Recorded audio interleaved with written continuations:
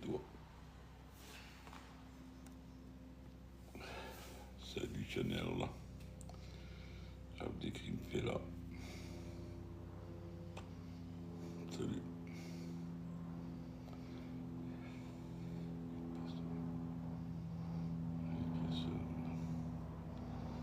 Imad Al-Kabir. Lina Lina. Farid.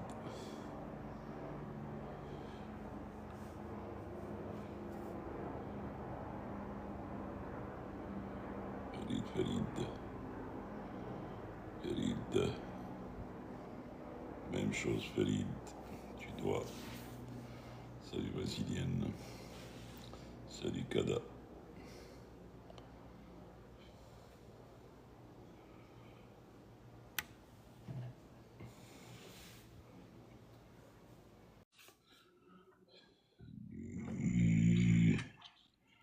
Salut Farid. Salut Nordine, salut le chat. Tu vas bien? Tu m'étonneras toujours par ta ponctualité. C'est comme ça. Je te disais, tu m'étonneras toujours par ta ponctualité. Ah, c'est 17 heures pétante, il n'y a pas de mystère. Et ça, et c'est toujours été comme ça. Hein. C'est pas d'aujourd'hui. Ah, toujours, C'est pas toujours. d'aujourd'hui. Je confirme, Salut Mahiddin. je sais. Ah, c'est pas d'aujourd'hui, d'accord. Dans ta carrière aussi, alors. Ah oui. Et quand j'étais en retard, c'était pas dû à ma femme. C'était pas dû à moi, quoi.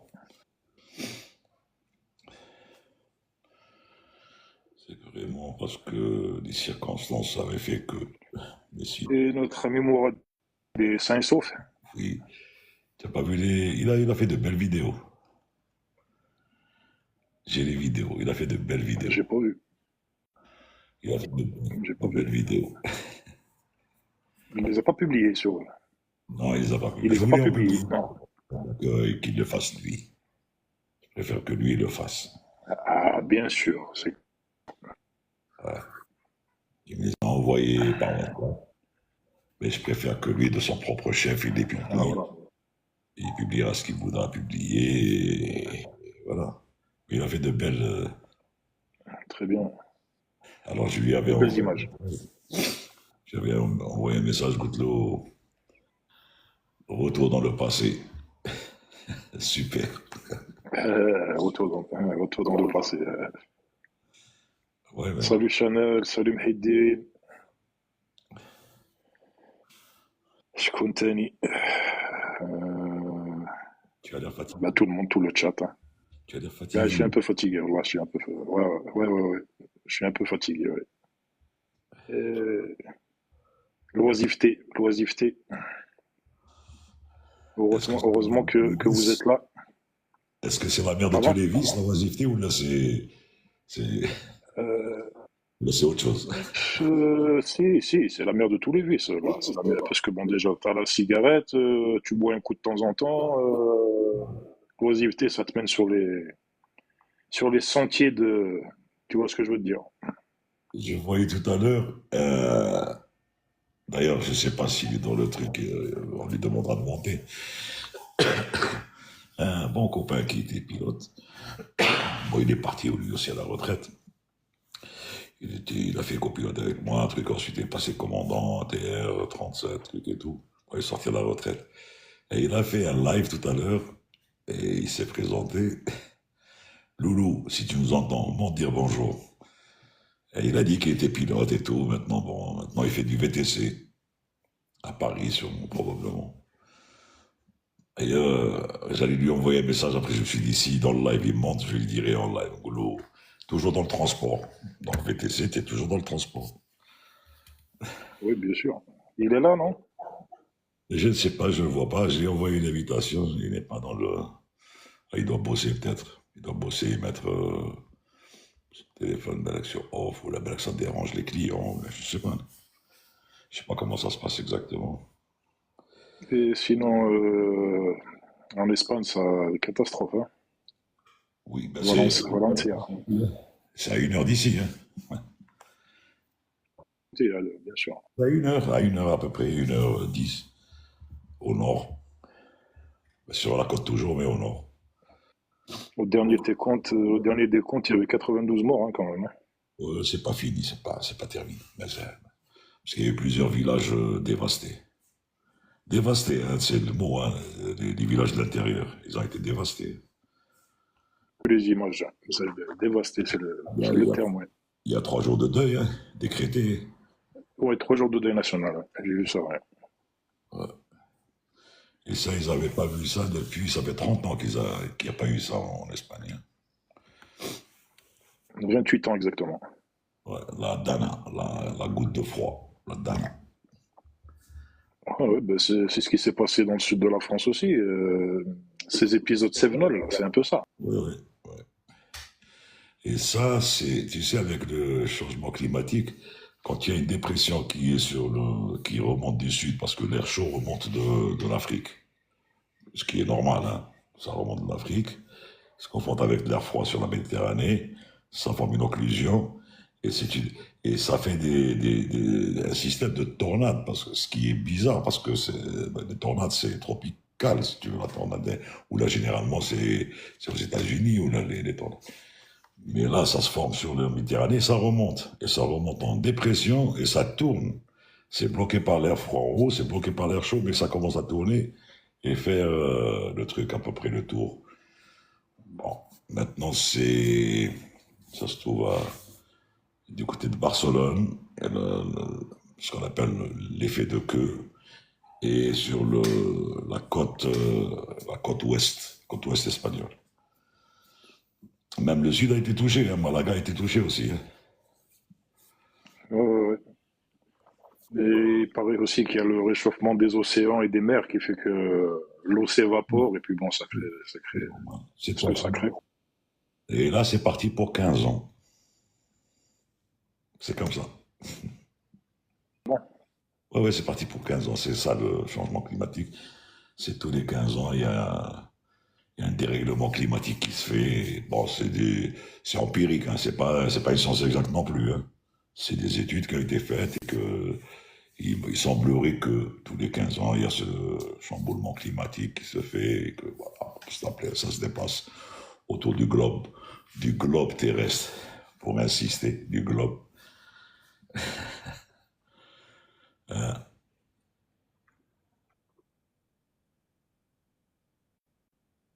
qui disait que ils allaient au bord de la mer, qu'ils se baignaient, mais qu'ils n'arrivaient pas à se rafraîchir en fin de compte, hein. Ouais. L'eau était Non, tellement chaude.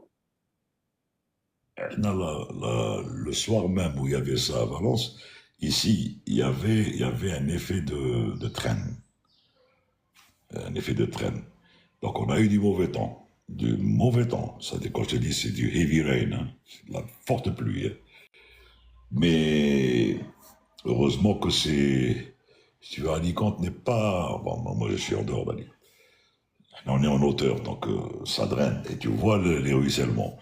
Et ici, il n'y a pas de fleuve qui sort de son nid.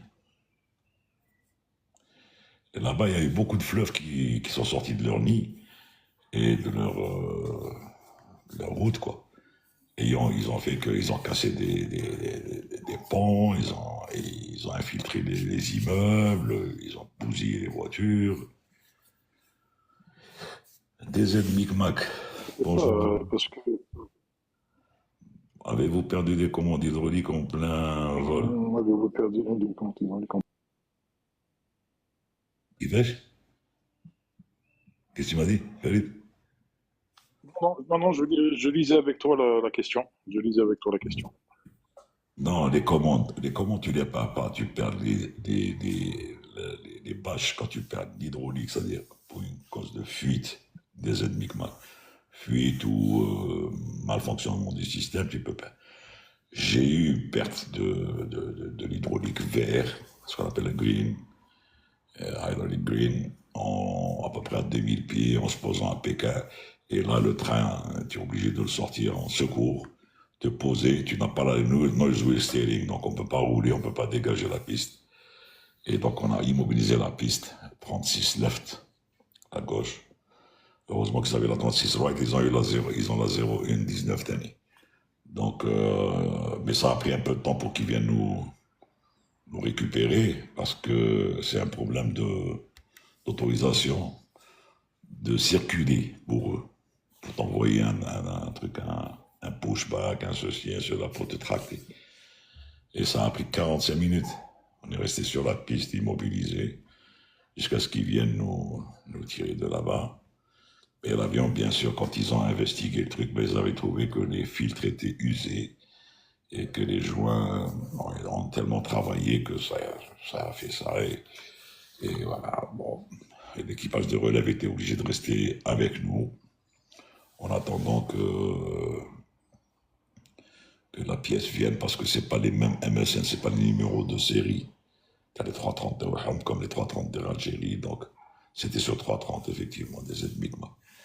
Donc ils avaient vu avec Air France pour voir s'il y avait possibilité d'avoir le truc, mais finalement ils ont envoyé par Air France via Shanghai, ensuite sur Pékin pour réparer. Bon, ça a été fait, ça nous a permis nous de rester encore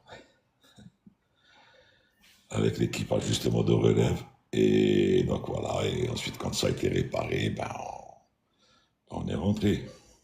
Voilà. Mais rien de truc, si tu veux, l'hydraulique,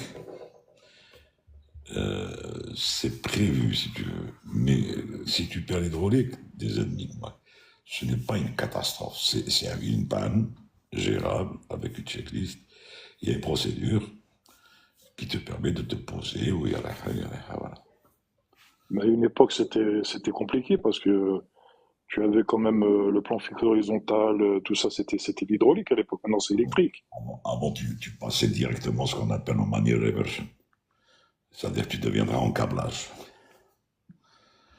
Et là, ça devient que sur 37, là, sur 27, on passait en manual reversion, il n'y avait plus d'assistance hydraulique. Donc, c'est du câble. C'est difficile, c'est fatigant, c'est usant même à la manœuvre, mais c'est pilotable.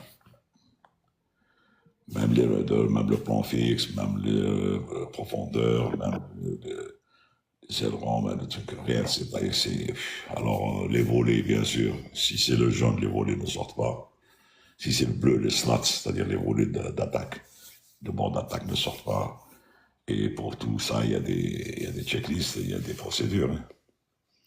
Alors, En câblage, les palonniers, ça devait être terrible. mais il faut le faire doucement. C'est dur, mais il faut le faire doucement parce que l'empennage du 330, c'est pratiquement une aile, l'équivalent d'une aile d'un 37. Hein. Donc, il faut vraiment. D'ailleurs, c'est dit dans le statut. Use with care. Rather use with care. À utiliser vraiment la main méticuleusement et doucement pour ne pas trop faire de débattement. Parce que si tu fais un débattement, tu es obligé de faire une manœuvre contraire pour contrer la manœuvre. Et donc ça va partir en yo-yo.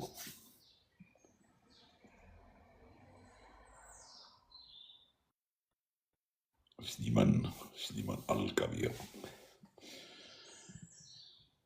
Les traînées de condensation sont-elles différentes dans les années 80? Non. Le carburant, peut-être il est moins polluant en ce moment, parce qu'il est plus synthétisé qu'avant.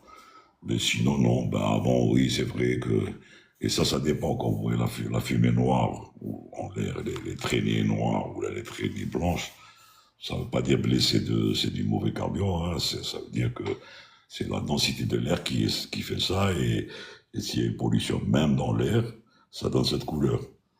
Mais effectivement, dans les années 80, ça a dû être peut-être plus, plus voyant parce que le carburant était moins synthétisé que maintenant et moins traité que Je maintenant. comprends pas, Nordine, je comprends pas, Nordine, que tu fasses le parallèle avec le carburant.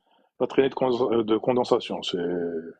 Si, pourquoi? Parce que traiter de condensation, c'est justement des gouttelettes d'eau, mais ça sort d'où? C'est de la chaleur qui sort des tuyères. Et donc, Ouais, des tuyères.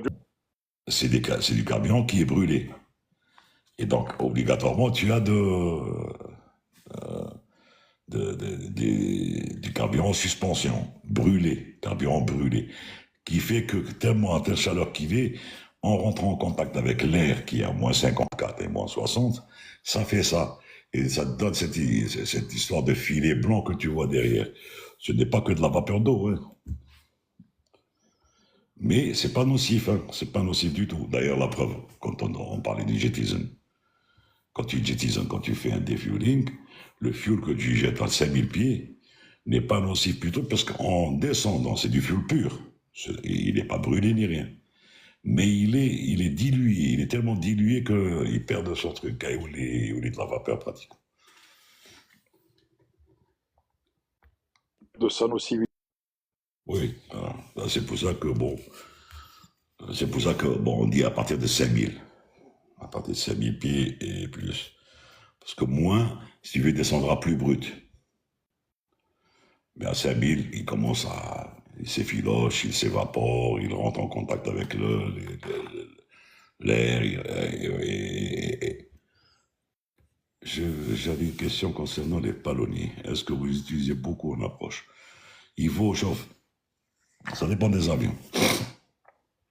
Sur 330, il vaut mieux utiliser les palonniers en courte que les ailerons.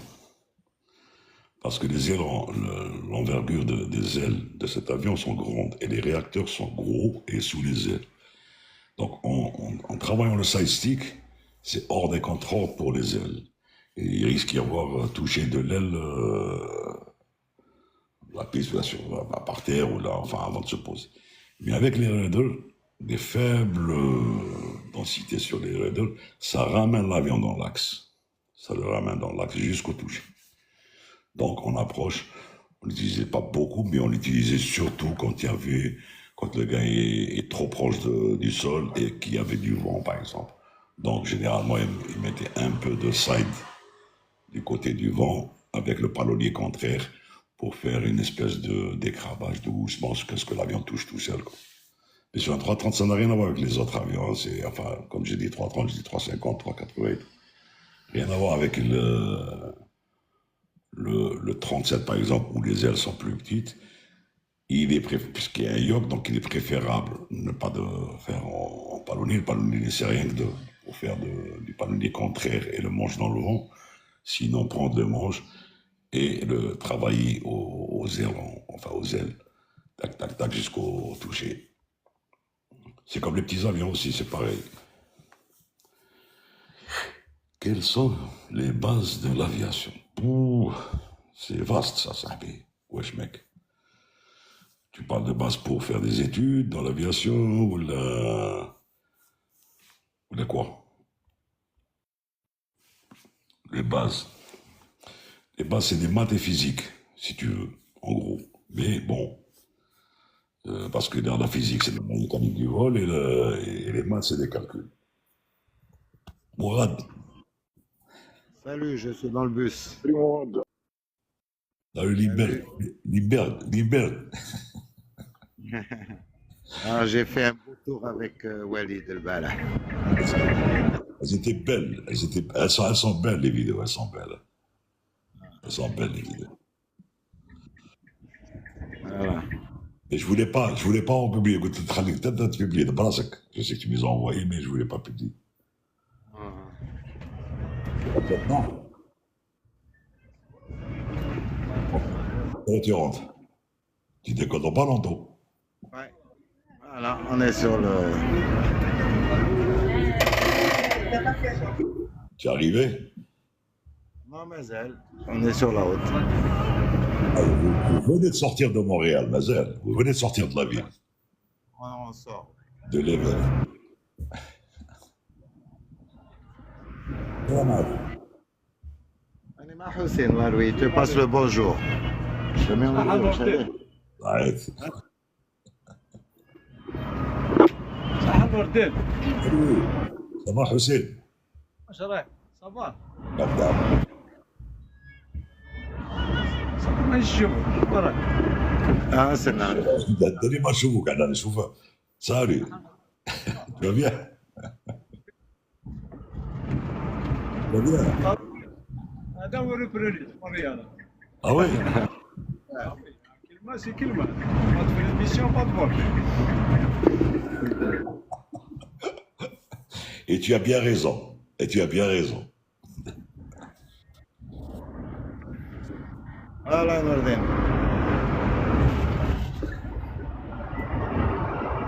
Il fait beau. Ah, je vois, oui. Je vois.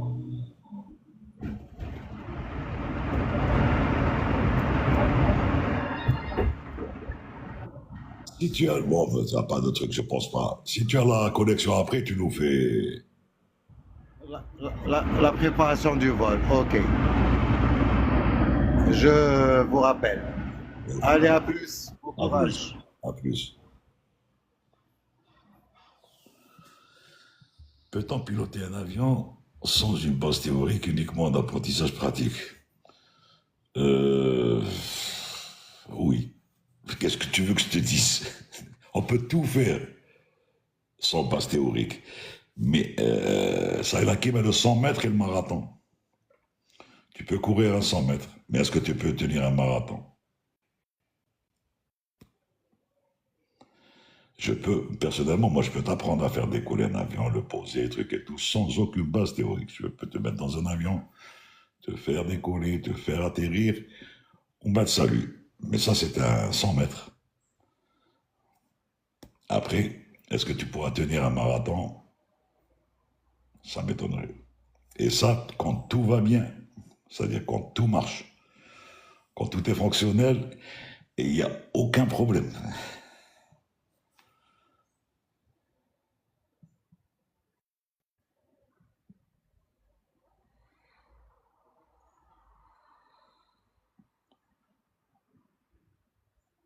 Allez, on va faire monter Walid. Salut à tous, Allez, Walid. comment ça va? Salut Walid. Salut Farid, ça va? Ça va et toi, comment vas-tu? Ça va très bien. Très bien. J'ai vu les vidéos de. Ah, t'as reçu les vidéos? Le prochain c'est toi. Oui. Qu'est-ce que j'allais dire? C'était intéressant ce que tu disais. Pour l'aviation, ils disent qu'il faut 45 heures pour apprendre à voler, mais il faut toute la vie pour apprendre quand voler. Je te parle des trucs. C'est des gilets ou là c'est des trucs spéciaux que vous mettez dans l'hydravion? C'est des gilets. Des gilets de sauvetage, ouais. C'est ce que j'avais vu.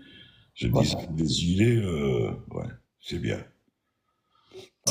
C'est des gilets de sauvetage, comme ceux dans l'avion. Ouais. Mais Sauf bon, quand on est déjà, ouais. là c'est bien. Là, il faut. Hein. Ouais, surtout quand on se pose. Yann, c'est une réaction normale. Tu vomis souvent pendant tes vols, c'est une réaction normale. Prends un produit anti-vomissement avant de monter dans l'avion. Mais c'est une réaction normale, c'est un rejet. C'est ton corps qui rejette la sensation du décollage, de ton oreille interne, donc tu as le tournis. Donc il faut que tu prennes voir un médecin, et tu lui expliques ça, et ça doit rentrer dans l'ordre. C'est le mal de l'air, comme il y a le mal de mer. Exactement.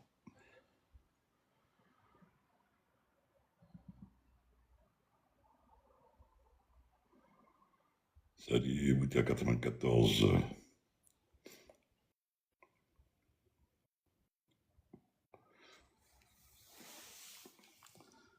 Il faut bien manger pour Tu comptes les publier, Walid, les vidéos, là? Ou là, tu laisses le son à moi? J'ai filmé avec le téléphone de Morad. Je n'en ai pas pris beaucoup avec le mien.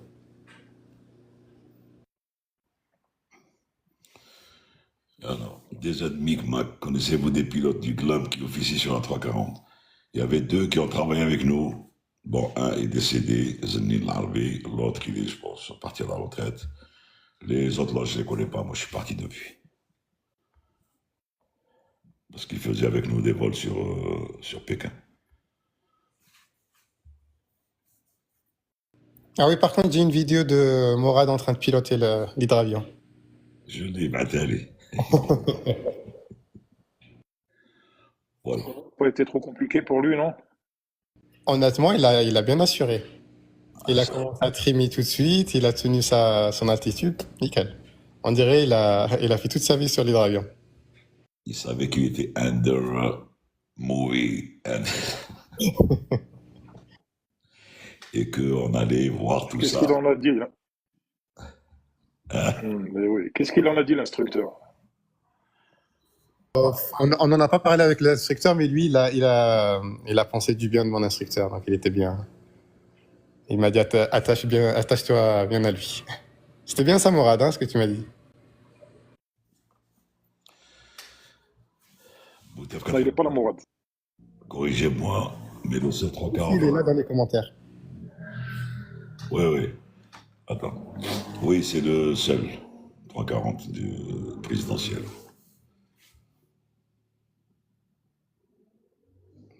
Mohamed Abdou, oui. Bah oui, mais bien sûr, je le connais pour lui avoir fait la qualif commandant 1G en 2005. Donc, voilà. Et ensuite, ensuite, il avait fait commandant Hercule et voilà. Bon, ben, ils sont décédés sur l'Italie, exactement.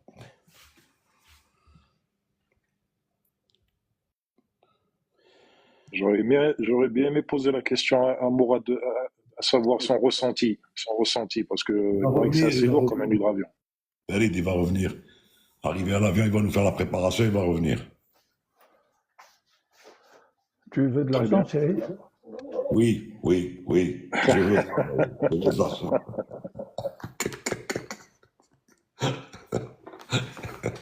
Oui, oui, oui. Ça y est, vous allez tout savoir. Oui, oui. بطل قول بطل قول. Il t'arrête, Morad, il t'a dit merveilleux. Ah, frère. Tu serais même prêt à t'appeler chéri juste pour l'argent, hein, Nordine. Oui, oui. Exactly.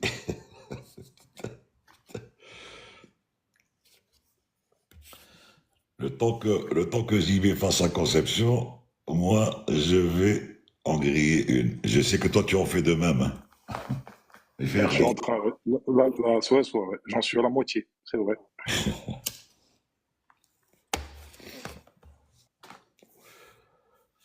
Qu'est-ce que c'est bon? Bah, il vient nous dire c'est pas bon. Qu'est-ce que tu veux?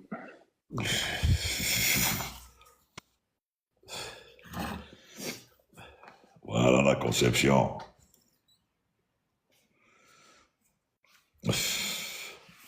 Je pense que le pilotage, c'est le meilleur métier du monde. C'en est un parmi les. Et pas le seul. Talmat Farhat, oui, c'était un ancien, il est sorti à la retraite quand il était commandant ATR, oui, champion en 1979.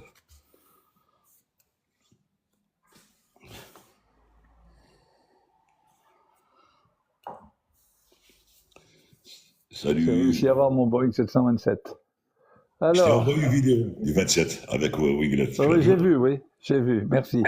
J'ai Mais- vu la vidéo de Walid avec Morad. Ouais. Tu as vu le commentaire que j'ai mis? Ah. Pas d'Alpha Flore, là, hein? Y a rien du tout, là, hein? Pas d'Alpha Flore, pas d'autothrust, rien du tout. Allez, avance. Moi, je lui ai mis retour dans le passé, c'est super. Non, le truc le plus troublant quand on passe des gros à un monomoteur, c'est l'absence de puissance, quoi. C'est ça. Quand on met les gaz, il se passe rien, quoi. Et l'arrondi pour se poser. Oui, moi, la première fois que je l'avais fait, j'avais l'impression que j'allais poser le siège par terre. Exactement, tu as raison. Parce que ça n'a rien à voir, c'est vrai. Hein. Surtout l'hydravion, il a encore moins de puissance. Enfin, c'est pas qu'il a moins de puissance, mais il est très lourd. Ouais. Donc il faut vraiment chercher l'effet de sol et des fois tu vois l'obstacle s'approcher. Mais qu'est-ce qui fait justement qu'ils mettent pas un moteur en corrélation avec le poids, quoi? Ouais, ouais, c'est une question de fric, ouais, toujours, toujours. Ah, toujours. Mais celui-ci, il est modifié à la base, il n'est pas hydravion. Ils ont rajouté des flotteurs à la place des roues. Ah, Salut tout le d'accord, monde. d'accord. Ils l'ont transformé, ouais. Oui, Salut, voilà. moi. Salut Morad. Salut. Salut JB. Salut Morad, ça va? Ça va, ça va. En tout cas, On dirait que tu nous parles dans un tuyau. c'était merveilleux. Il est dans le bus. Il est dans le bus, route de l'aéroport, Trudeau.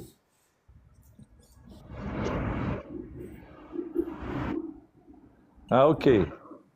Tu t'apprêtes à rentrer alors. Ouais, oui. Et il est avec, il y a Hossein Laroui avec lui. Ouais. Très bien. T'as pu te Alors, reposer? bonjour à Hossein et à tout l'équipage. Merci. JB, tu devrais essayer, c'est merveilleux, l'hydravion, c'est merveilleux. Par contre, c'est pas évident, c'est que ça tape. Ça La tape. prochaine fois, je devrais aller peut-être, Inch'Allah, l'été prochain à Moncton. Donc, je passerai par Montréal. Voilà. Avec plaisir. Tu me feras signe et je viendrai te chercher. On fera ça. Plaisir. Oui, Boutef 94, vas-y. Pose la question.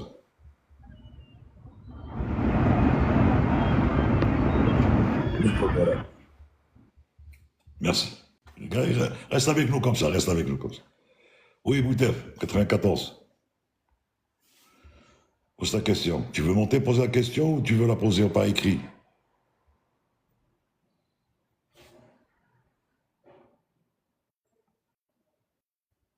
Attends, on va le faire monter. Je sais pas qui veut la poser.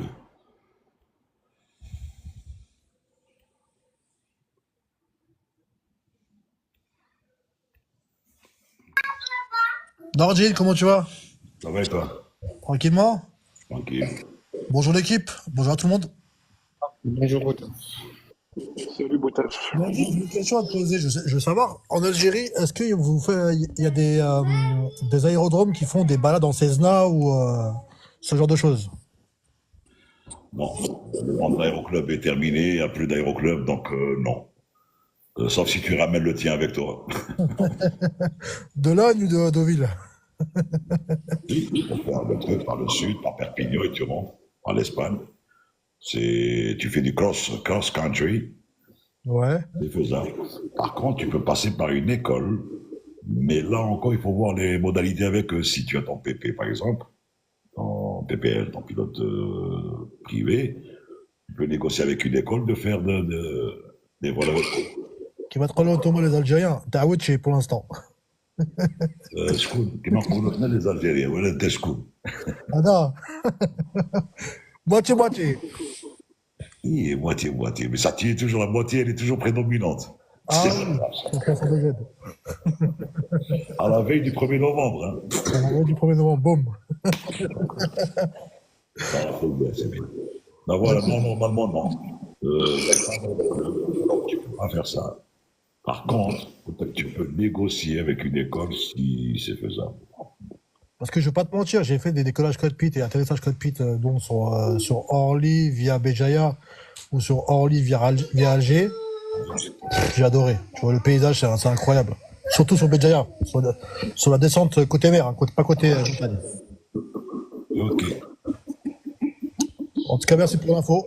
Et bonne soirée à vous et on se commente. Salut, bonne soirée. Et vous êtes les meilleurs. Salut, Vous êtes les meilleurs. Après toi. Merci. Zoul, Jamila. Alors, y a-t-il des questions dans le chat? Au Maroc, alors, disais au Maroc, Cairo, si tu vas d'environnement, son niveau, tout d'autres. Attends.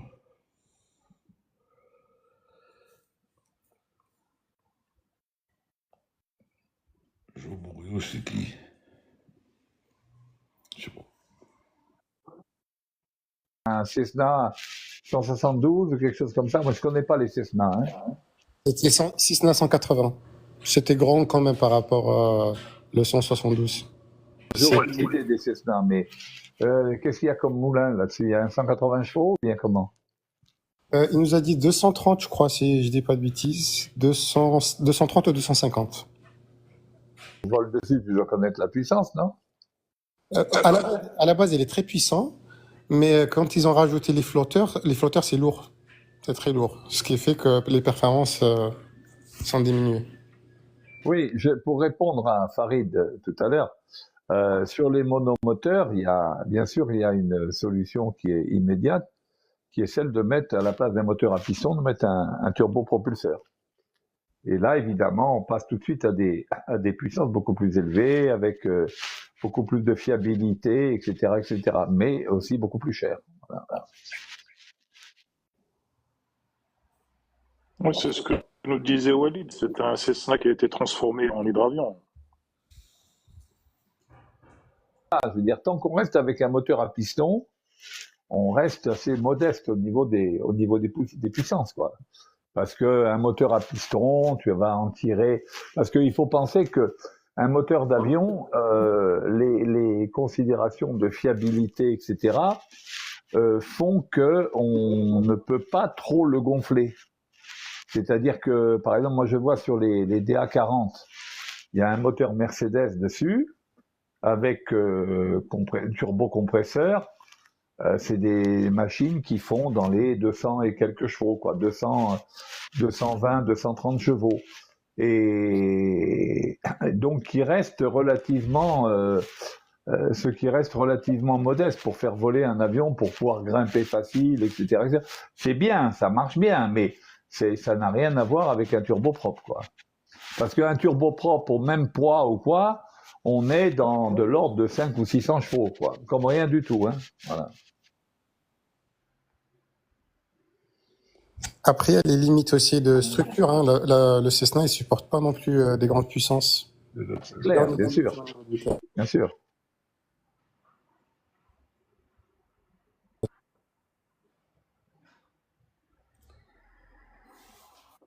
Ralby, les Anglais utilisent les expressions port et starboard, donc bâbord et tribord. Bon, c'est un peu confus enfin, en français on l'utilise pas. En français on utilise gauche et droite. Mais les Anglais, bon, ils ont cette habitude de dire starboard et star. Manar, salam alaikum jamian, assalamu alayki wahdaki. Merci pour ton salam. Avez-vous des anecdotes sur des problèmes rencontrés sur des aéroports subsahariens? Moi, pas trop. Mais bon, on se jetait un petit peu des pics avec les contrôleurs, surtout quand ils étaient en instruction, les contrôleurs du Sud, surtout à cause de l'accent. Donc on les charriait, on leur parlait de la même façon et tout et tout. Et donc ça faisait rigoler tout le monde, quoi. Et eux et nous. Mais les aéroports subsahariens, tout au moins l'expérience que j'en ai gardée, en dehors de la météo, qui était, bon, à certaines périodes de l'année, qui était un peu problématique quand on est dans la zone de convergence intertropicale, mais sinon, ils sont très bien équipés, c'est fiable, le matériel fonctionne bien, tout, les contrôleurs sont bien et tout, il n'y avait pas de problème, hein, faut pas croire. C'est géré par un organisme qui s'appelle l'ASECNA, et très honnêtement, c'est un organisme qui faisait bien son boulot. Je pense que c'est toujours la même chose, hein.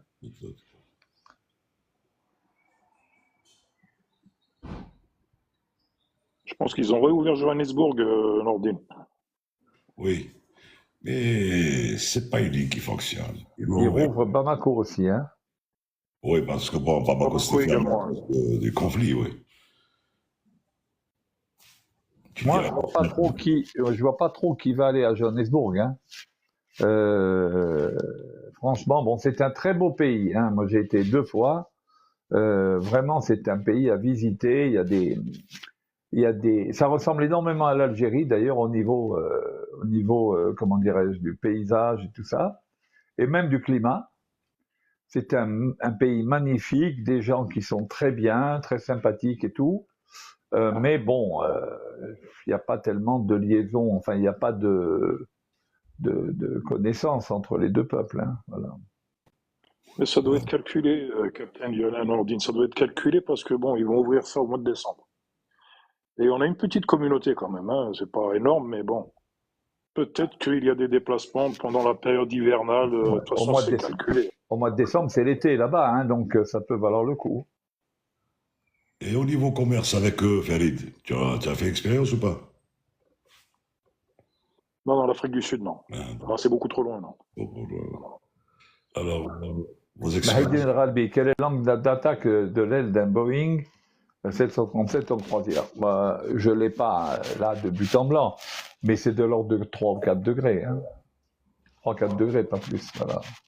Alors, Yann qui pose la question, vos expériences, pas de moteur. Moi, j'en ai une seule sévère, mais celui à ma droite, il en a eu un paquet. Hein. Il peut vous raconter ça. Expérience pas de moteur. Bon, vas-y, parle de la tienne, parce que ça a été quand même quelque chose d'assez extraordinaire que tu as vécu. Quoi. Ouais, c'était en 2001, sur un 37, Oran, Tindouf, full passager. Et au retour, full passager toujours, 12 tonnes de fuel, de carburant, parce qu'il faisait un peu mauvais au nord. Juste au décollage, vers 400, 500 pieds, Severdama, c'est-à-dire explosion pratiquement du moteur gauche, ce qu'on appelle un sever damage separation. Pratiquement, il est devenu en miettes à l'intérieur. Et donc, il y a toute une procédure à faire. Et c'était le copilote qui était avec moi en deuxième vol lâché. The guy, c'est son deuxième vol lâché. Qui était aux commandes. Et donc, on a décollé. On a fait, au lieu de faire un 90, 270, on a voulu revenir tout de suite pour se poser, après avoir fait bien sûr la checklist. La piste semblait un petit peu distordue par rapport à notre position, puisque il y avait 5000 mètres de visibilité en dégradation vers 3000, avec un peu de sable. Et on pouvait essayer de se poser comme ça, mais il ne fallait pas jouer au héros. On a remis les gaz et on a fait une vente arrière. Et le gars de la tour nous a demandé de prendre n'importe quelle piste, puisque le vent est calme dans ces conditions-là. La visibilité était mauvaise, mais le vent est calme. Et je me rappelle, et je le dis, je me rappelle avoir fumé, je ne sais pas, 5 ou 6 cigarettes en vente arrière. Et pourtant, c'est rapide. Hein. C'est remise des gaz, vente arrière 1500 pieds et revenir se poser. J'ai dû fumer 5 ou 6 cigarettes. Et j'ai eu un coup ici, côté gauche, à la limite de l'hernie hiatale, tu vois, le choc que tu reçois sur le truc. Et c'était vraiment, ça m'a surprenant, parce que l'avion, il fait une embardée, on a l'impression que l'aile va s'arracher, et une embardée à gauche. Bon. Mais bon, heureusement qu'on a fait les checklists dans les normes et tout et tout. Et on s'est posé, et le comble le plus important et le plus dangereux dans cette histoire, c'est que le moteur droit, parce que le moteur gauche était taillé, il était fini, on avait fait la procédure. En vente arrière, le moteur droit pompait, il faisait du pompage.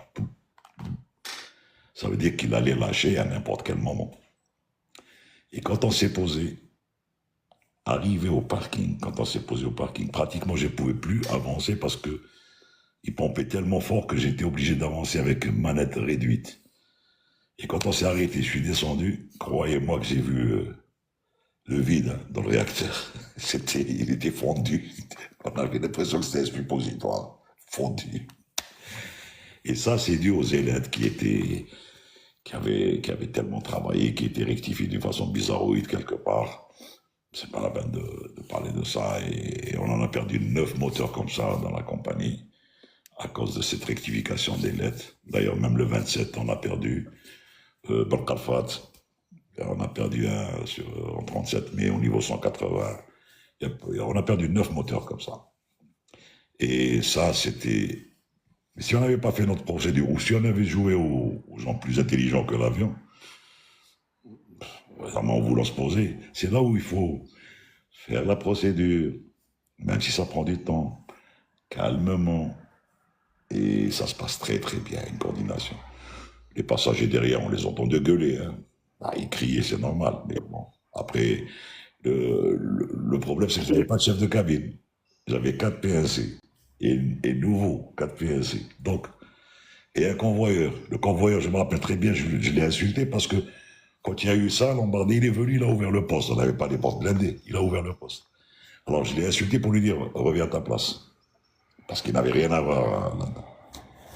Mais bon, voilà, ça c'était le truc que j'ai eu en l'air, en réel, c'est-à-dire réel.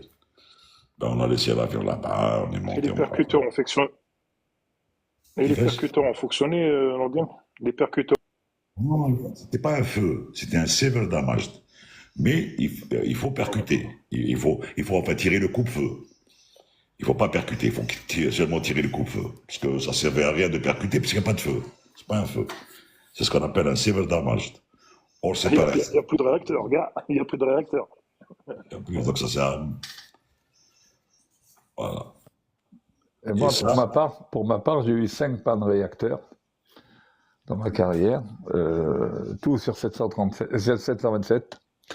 Donc quand même plus facile à gérer dans la mesure où il y a très peu d'effets d'embardé, puisque par définition, comme les réacteurs sont collés au fuselage ou bien même dans l'axe du fuselage.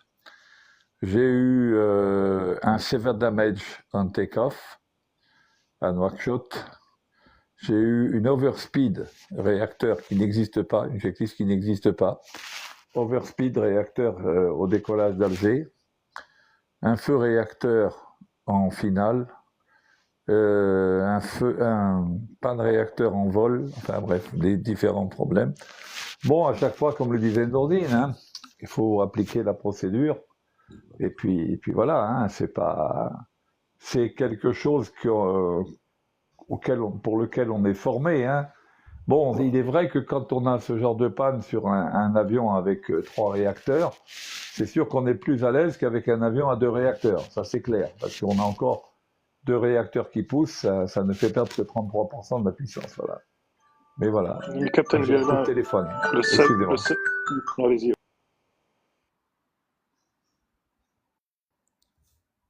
qu'est-ce que tu m'as dit? Bah, ça, qu'est-ce que tu as dit? Non, je voulais savoir le severe damage en take-off. Je ne sais pas s'il a décollé ou pas. Est-ce qu'il était au moment où il ne pouvait pas. Parce qu'il n'y a que lui qui peut. Non, il t'a dit, il a eu un sévère damage au décollage, non? Severe damage en take-off, ouais. Mais justement, est-ce qu'il a décollé ou pas? Oui, au décollage, après le lift-off, après le décollage. Après lift. Ouais, ben oui. C'est ce que j'ai eu moi aussi, à 400 pieds, 400, 500, à peu près. Ton micro, JB, ton micro.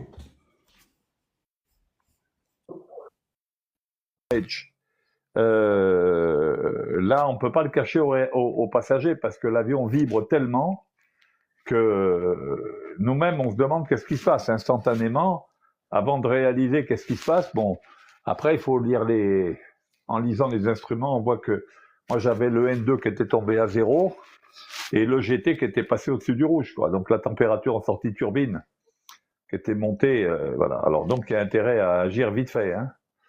Voilà. Et puis, voilà, après, une fois que la panne est identifiée, que l'on a fait ce qu'il fallait faire, c'est-à-dire, comme il y en a un qui pose la question, quelle est la procédure à suivre sur un 37 en cas de feu réacteur, ben, c'est la même chose que sur tous les avions. C'est thrust lever close, donc on ferme un net de puissance, on coupe le levier de démarrage, c'est-à-dire on coupe la pompe HP carburant, haute pression carburant, donc on arrête l'arrivée de carburant dans les chambres de combustion. Et là, on tire le coupe-feu. On tire le coupe-feu, comme tu déjà dit, il isole complètement le réacteur, il ferme la bleed, donc le soutirage d'air, il ouvre le relais d'excitation de l'alternateur, il ouvre le relais de ligne de l'alternateur, il ferme la pompe hydraulique qui est fournie par le moteur, etc. Donc le moteur est complètement isolé du restant de l'avion. Voilà. Et après, si le voyant feu est allumé, on percute la première bouteille d'extincteur Et dans les 30 secondes qui suivent, si le feu s'est pas éteint, on percute la deuxième bouteille d'extincteur. Et si au bout de la deuxième bouteille, le feu n'est toujours pas éteint, on se pense sur le terrain le plus proche et évacuation. C'est ce que j'ai eu une fois. Voilà. Kada va m'excuser 2 minutes, j'ai une dernière question à vous poser. Lors de recrutement, vous avez commencé une carrière dans une compagnie. Vous quittez cette compagnie pour aller dans une autre compagnie. Est-ce qu'on vous demande justement les pannes que vous avez subies? Non. On te demande si tu as un accident ou un incident. Accident. En général, si tu as cassé un avion, par exemple, si tu as cassé un train d'atterrissage, si tu as fait un accident. Oui, on te le demande, ça, on te le demande. Parce que d'abord, pourquoi on te le demande? Parce qu'en réalité, ça peut se savoir. C'est dans ton dossier. Mais les pannes, il y a tellement de pannes, et que les gens ont eu tellement de pannes, que c'est dans le domaine normal, puisque c'est un suivi normal, et ce n'est pas de ta faute, c'est des pannes techniques que tu as gérées en fonction des procédures établies par la compagnie. Donc non. Non. Mais tu peux considérer que la panne est un incident. Non, c'est un incident. Ok, mais c'est pas un incident qui est prédéterminé, déterminant de ta carrière, si tu veux. Tu aurais pu en mourir, par exemple. Si c'est un accident, tu aurais pu en mourir. Et là, tu peux plus appliquer nulle part. Mais quand tu appliques quelque part, la première des choses qu'on va te dire, parce qu'ils le savent, au moins déjà ils le savent quand ils vont faire leur enquête, que tu as eu un problème. Un problème au SIMU, un problème qui a été recalé. Ça, ils le savent, ils peuvent le savoir. Ça, c'est des incidents. Ça, c'est des incidents de carrière. Un accident dans un avion, c'est un accident. Ça, il y a eu mort d'homme ou damage de structure. Donc, c'est dégradation du matériel. Donc, ils te posent la question. Tu réponds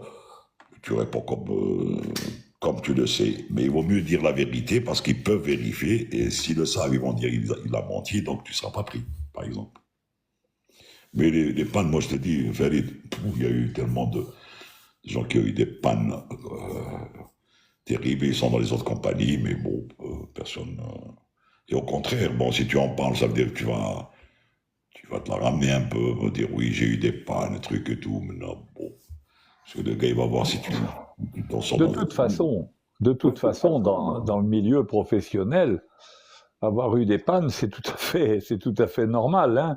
Et si on est encore là, c'est qu'on a été capable de les gérer. À la limite, c'est pas du tout une tare que d'avoir eu des pannes, hein, parce que de toute façon, quelque part, on subit. Les pannes, c'est jamais les pilotes qui les provoquent, hein, rarement. C'est très rare hein, que ce soit les pilotes qui aient provoqué une panne. Par contre, quand on a vécu une panne et qu'on s'en est sorti, c'est la preuve qu'on a été bon. Mario qui dit, est-ce qu'il y a des sanctions? Il peut y avoir des sanctions si le gars a mal fait son travail et qu'il a empiré le problème et qu'il a fait en sorte qu'il y a eu dégradation du matériel. Ça, il peut y avoir. Oui, la procédure dit ça, pourquoi vous avez fait ça, par exemple? Conformément à une SOP, Standard Operation Procedure, ou à une checklist. Oui, et là aussi, il y a des rapports qui sont faits, que ce soit par le commandant ou par le pilote, et s'ils sont contradictoires, c'est qu'il y a une enquête ensuite, et ils vont dire, bon, voilà, vous avez merdé là ou là ou là, il peut y avoir des sanctions. Mais des sanctions, encore une fois, ce n'est pas parce qu'il y a eu la panne.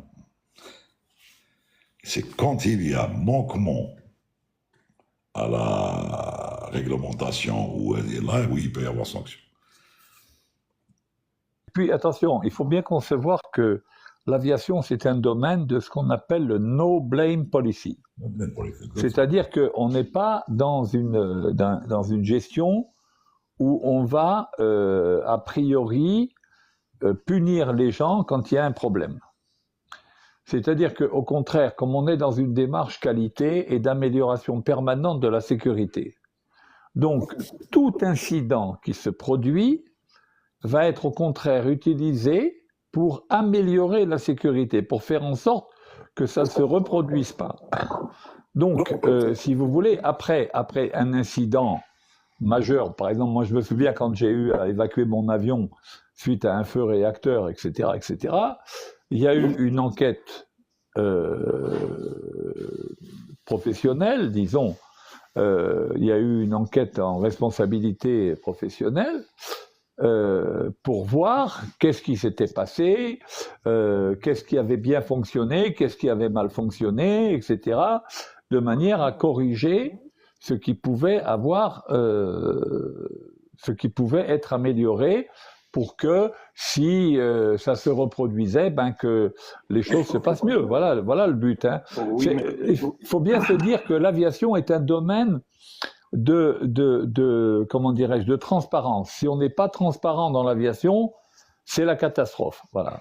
oui, mais Captain Violin, il y a autre chose, excusez-moi, mais il y a le revers de la médaille, c'est-à-dire que dans ce domaine-là, il y a aussi une recherche de responsabilité, et plus que dans d'autres domaines. Une panne, par exemple, est-ce que cette panne, est-ce que vous cherchez la responsabilité par rapport à la maintenance? En général, est-ce que est-ce que c'est la main qui est responsable?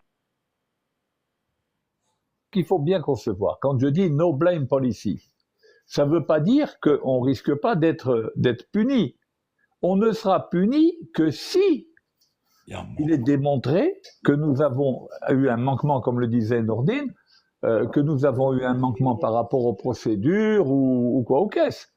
Mais à partir du moment où l'on démontre que nous avons fait notre boulot, alors on le démontre, preuve à l'appui, parce qu'il y a les enregistreurs de vol, enregistreurs de voix, etc., etc. Donc, à partir de ce moment-là, et puis il faut vous dire que quand il y a un pépin comme ça, tous les membres d'équipage, quand les PNC sont concernés, etc., tous les membres d'équipage vont avoir à répondre, à faire un rapport, etc., etc. C'est-à-dire qu'on va chercher absolument tout. D'accord ? Et si l'un d'entre nous a commis une connerie, a commis une erreur, a manqué à quelque chose, il sera puni. Donc ça ne veut pas dire qu'il n'y a pas de punition. Ça veut dire que la punition, elle arrive vraiment quand on a vu qu'il y avait violation de quelque chose. Voilà. Oui, donc le schéma de Reason est appliqué dans ce cas-là, c'est-à-dire une panne. Est-ce que ça vient, il faut trouver un responsable. Est-ce que la maintenance, bon, il faut découvrir en amont d'où ça vient, je veux dire. Farid, cette histoire dont je parlais tout à l'heure, après, il a été déterminé que les ailettes qui étaient rectifiées, parce qu'il y a ce qu'on appelle rectification des lettres, c'est, tu prends les lettres comme ça, et il y a des parties travaillantes, donc elles se tordillent au fur et à mesure qu'elles travaillent. Donc ils les envoient dans une structure spécialisée pour, soi-disant, les aiguiser. Enfin, les aiguiser, c'est pas le mot, mais c'est pas grave. On appelle ça rectification des lettres. Elles ont été rectifiées dans un endroit, je vais te dire, elles étaient rectifiées en Jordanie, pour une histoire de coût. Mais à la suite, quand il y a eu perte de 9 moteurs, alors qu'elles étaient rectifiées en Belgique avant. Ensuite, parce que l'Algérie n'avait pas la structure pour faire ça. Et ensuite, et c'est avec l'autorisation des motoristes. Il ne faut pas croire que c'est une décision prise comme ça. Tu fais un appel d'offres, tu tombes sur l'appel d'offres, tu tombes sur celui qui sait faire, tac, tac, tac, tac, tac, tac.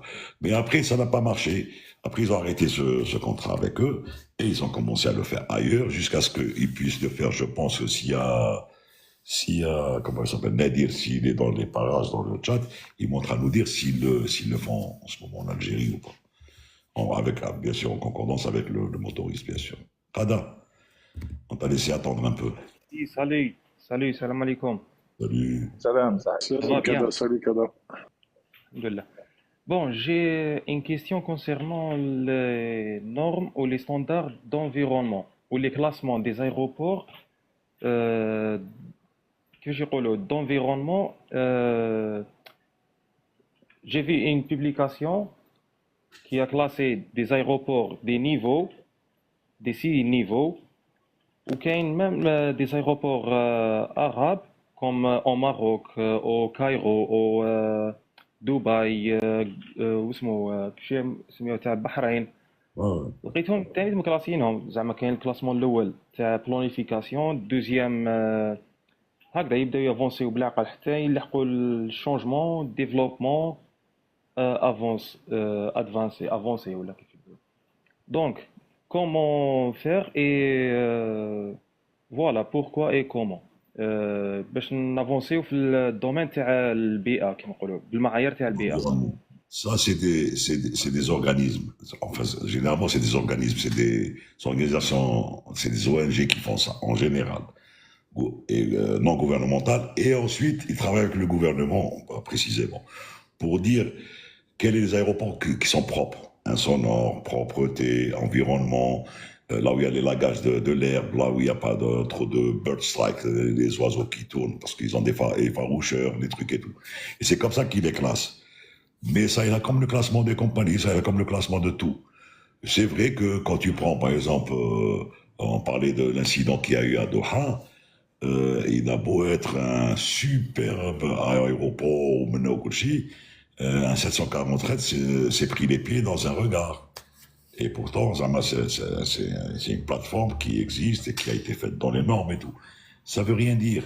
Ça veut rien dire. C'est une étude empirique qui est faite en fonction de la sonorisation, de l'environnement, de l'emplacement. Est-ce qu'il est en plein dans une ville, en dehors, à combien? Est-ce qu'il y a des bois autour?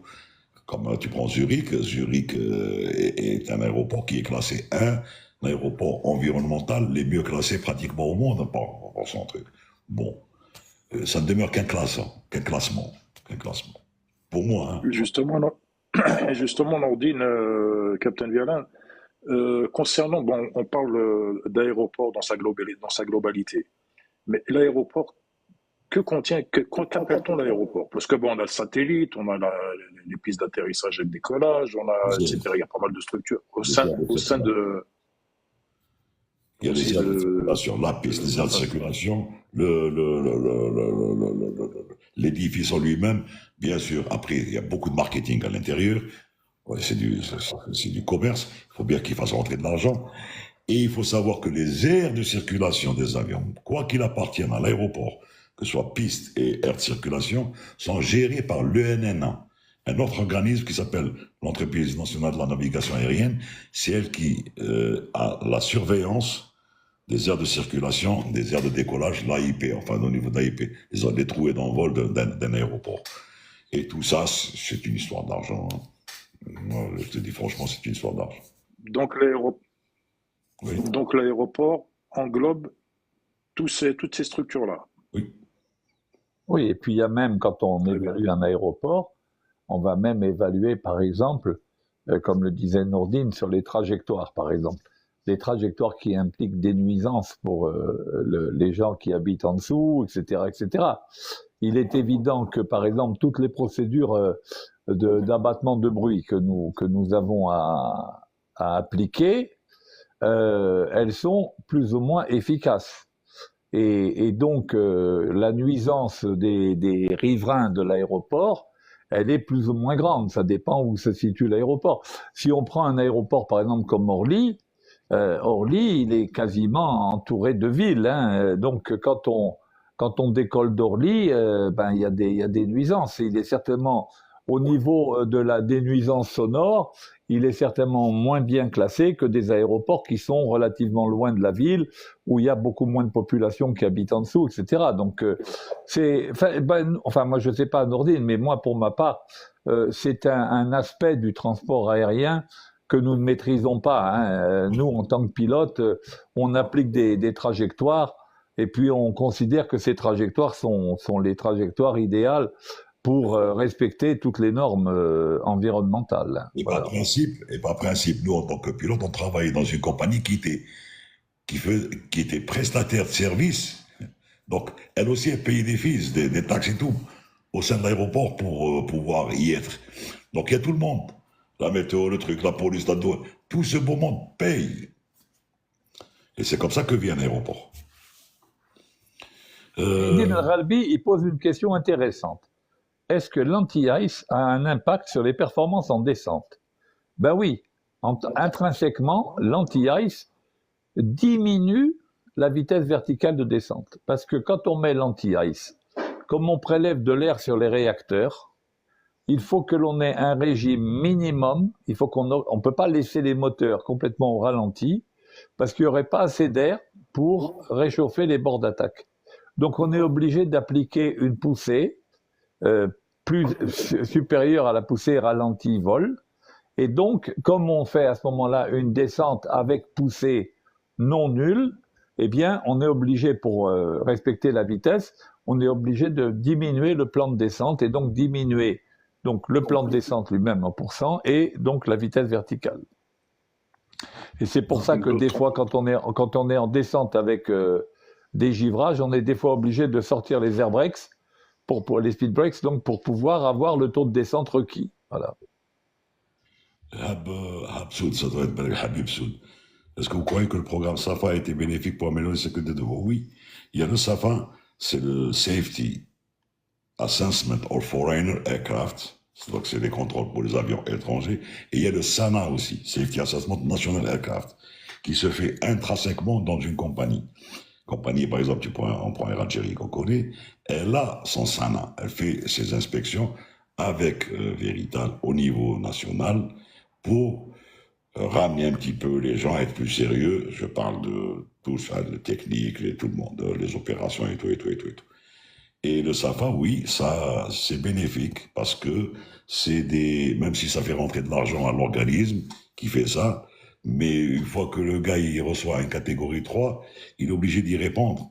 Et ça peut aller jusqu'à bloquer l'avion pour X raisons si la maintenance n'a pas été faite ou la réparation n'a pas été apportée ou la rectification n'a pas été apportée, jusqu'à ce qu'il lève cette catégorie. Il y a catégorie 1, 2 et 3. Et ça va, et c'est de l'argent. Hein. C'est de l'argent et c'est des sanctions. Et ça peut même arriver, si à long terme ça perdure, ça peut même arriver à l'interdiction de cet avion spécifiquement qui a été inspecté, lui interdire l'arrivée sur tel ou tel aéroport où il a été inspecté, par exemple. Je voudrais répondre à Spanish Smile pour est-ce que le givrage a un impact sur le poids de l'avion? Alors, il faut préciser la question. Le dégivrage réacteur implique une légère diminution de la limitation au décollage. Quand on regarde les limitations, les EPR, enfin les N1, les N2, etc., qu'on utilise au décollage, ils sont donnés avec anti-ice off, et quand on met l'anti-ice on, on a une légère perturbation. Mais si ma mémoire est bonne, on ne, en tout au moins sur les avions que j'ai pilotés moi, on ne faisait pas d'abattement de masse pour l'engine anti-ice. Pour l'engine anti-ice. Par contre, bon, le wing anti-ice, on n'en parle pas parce que le wing anti-ice ne marchait pas au sol. Il est inhibité au décollage. Voilà. Il est inhibé tant que l'avion est au sol. Il y a quelque chose d'intéressant aussi à préciser, Captain Viana, vous l'aviez précisé, même Nordine l'avait précisé une fois, c'est que la vérification donc des volets, des gouvernes, etc., en temps de givre, ne se faisait pas, se faisait devant la piste d'atterrissage, devant la piste de décollage. En condition givrante. Est-ce que vous pouvez nous expliquer cela? Alors, parce que, en fait, ça tient à un truc très simple, c'est que, par exemple, quand on décolle d'un terrain sur lequel il neige, d'accord? Si on sort les volets avant de commencer le roulage, et qu'on roule avec les volets déployés, qu'est-ce qui va se passer? Les volets se situant derrière le train principal, il y a de fortes chances pour que les roues envoient de la neige et du slush, donc de la neige fondue, qui est sur les taxiways et tout, envoient cette neige sur les volets à l'arrière. En plus de ça, bon, la neige qui tombe, etc., peut également rentrer dans toutes les fentes des volets, etc., et givrer ensuite.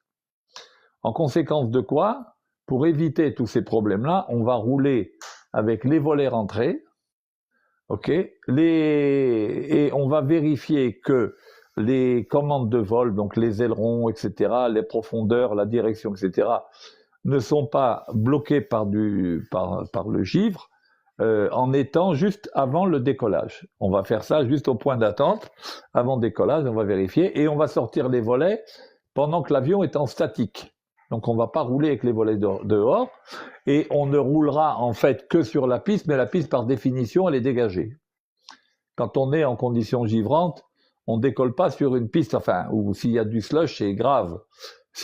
Quand on décolle sur slush, là, on est obligé, il y a un risque à prendre de toute façon. Mais on essaye de minimiser au maximum le risque d'avoir des projections dans les volets et dans les commandes de vol pour qu'elles ne soient pas gelées ensuite. Voilà.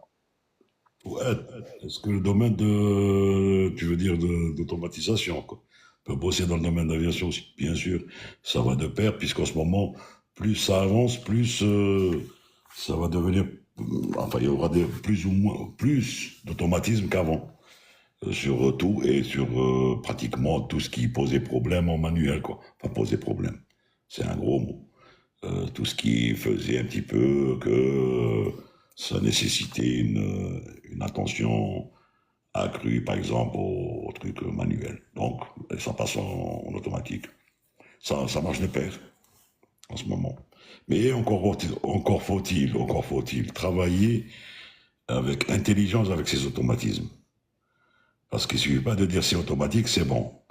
Et il faut d'abord le comprendre, le gérer, l'automatisme, et pouvoir le débrancher quand il faut, surtout. Et passer en manuel pour sauver une situation. Voilà. Alors, il y en a un qui demande comment sont numérotées les pistes. Les pistes sont numérotées en fonction de leur orientation par rapport au nord magnétique. Alors, je m'explique. Le nord magnétique, c'est la direction que prend une aiguille aimantée en un lieu en l'absence de toute perturbation extérieure. Très bien, ça c'est ce qu'on appelle le nord magnétique. La direction des pistes est mesurée de 0 à 360 degrés dans le sens des aiguilles d'une montre à partir du nord magnétique du terrain. D'accord ? Donc, une piste, par exemple, qui est orientée au nord-ouest. Le nord-ouest fait avec le nord un angle de 315 degrés. Alors, c'est-à-dire que si la piste est pile nord-ouest et que l'on mesure donc 315 degrés entre le nord magnétique et la direction, l'axe de la piste, cette piste va s'appeler une piste 31. Et s'il y a 316 degrés, elle s'appellera une piste 32, parce qu'on est plus proche de 320 que de 310. Voilà. Donc on utilise les deux premiers chiffres de l'orientation magnétique de la piste, et le tout, on prendra le chiffre inférieur jusqu'à 5, et on prendra le chiffre supérieur au-delà. Alors c'est comme ça que, par exemple, les pistes, au fur et à mesure du temps, comme le champ magnétique terrestre change, des fois, vous avez des pistes, par exemple, comme à Alger. Avant, la piste qui passe au-dessus, sur laquelle on se pose la piste principale, quand on se pose au-dessus de Rouiba, Al Raya, tout ça, elle s'appelait la piste 24. Mais comme le champ magnétique a légèrement changé sur Alger, maintenant, c'est une piste 23.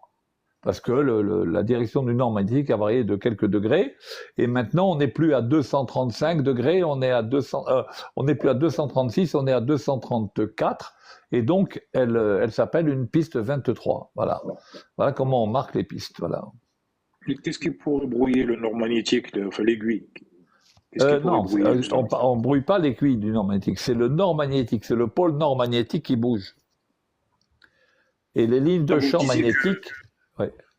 Non, Vous disiez qu'il pourrait y avoir perturbation. Oui, on la mesure avec un compas magnétique hors de toute perturbation, c'est-à-dire toutes les perturbations de masse métallique, etc., qu'il peut y avoir. Voilà. Si par exemple tu mets une boussole dans une voiture, ne t'attends pas à ce qu'elle te montre le nord. Et c'est pas possible parce qu'il y a toutes les masses métalliques qu'il y a autour qui vont perturber le champ magnétique dans la voiture. Donc, quand on parle d'orientation magnétique, c'est une orientation magnétique qui est mesurée avec une boussole qui est hors de toute influence autre que le champ magnétique terrestre. Donc, d'ailleurs, sur les aéroports, il y a ce qu'on appelle une aire de compensation, sur laquelle on va régler les compas. Bon, hein, c'est très technique. on règle les compas magnétiques de l'avion à un endroit où il n'y a pas de perturbation de par les buildings de l'aéroport, le système d'éclairage, etc., etc. On a une zone qu'on appelle la zone de compensation et où on va régler les compas, faire la compensation compas. Voilà.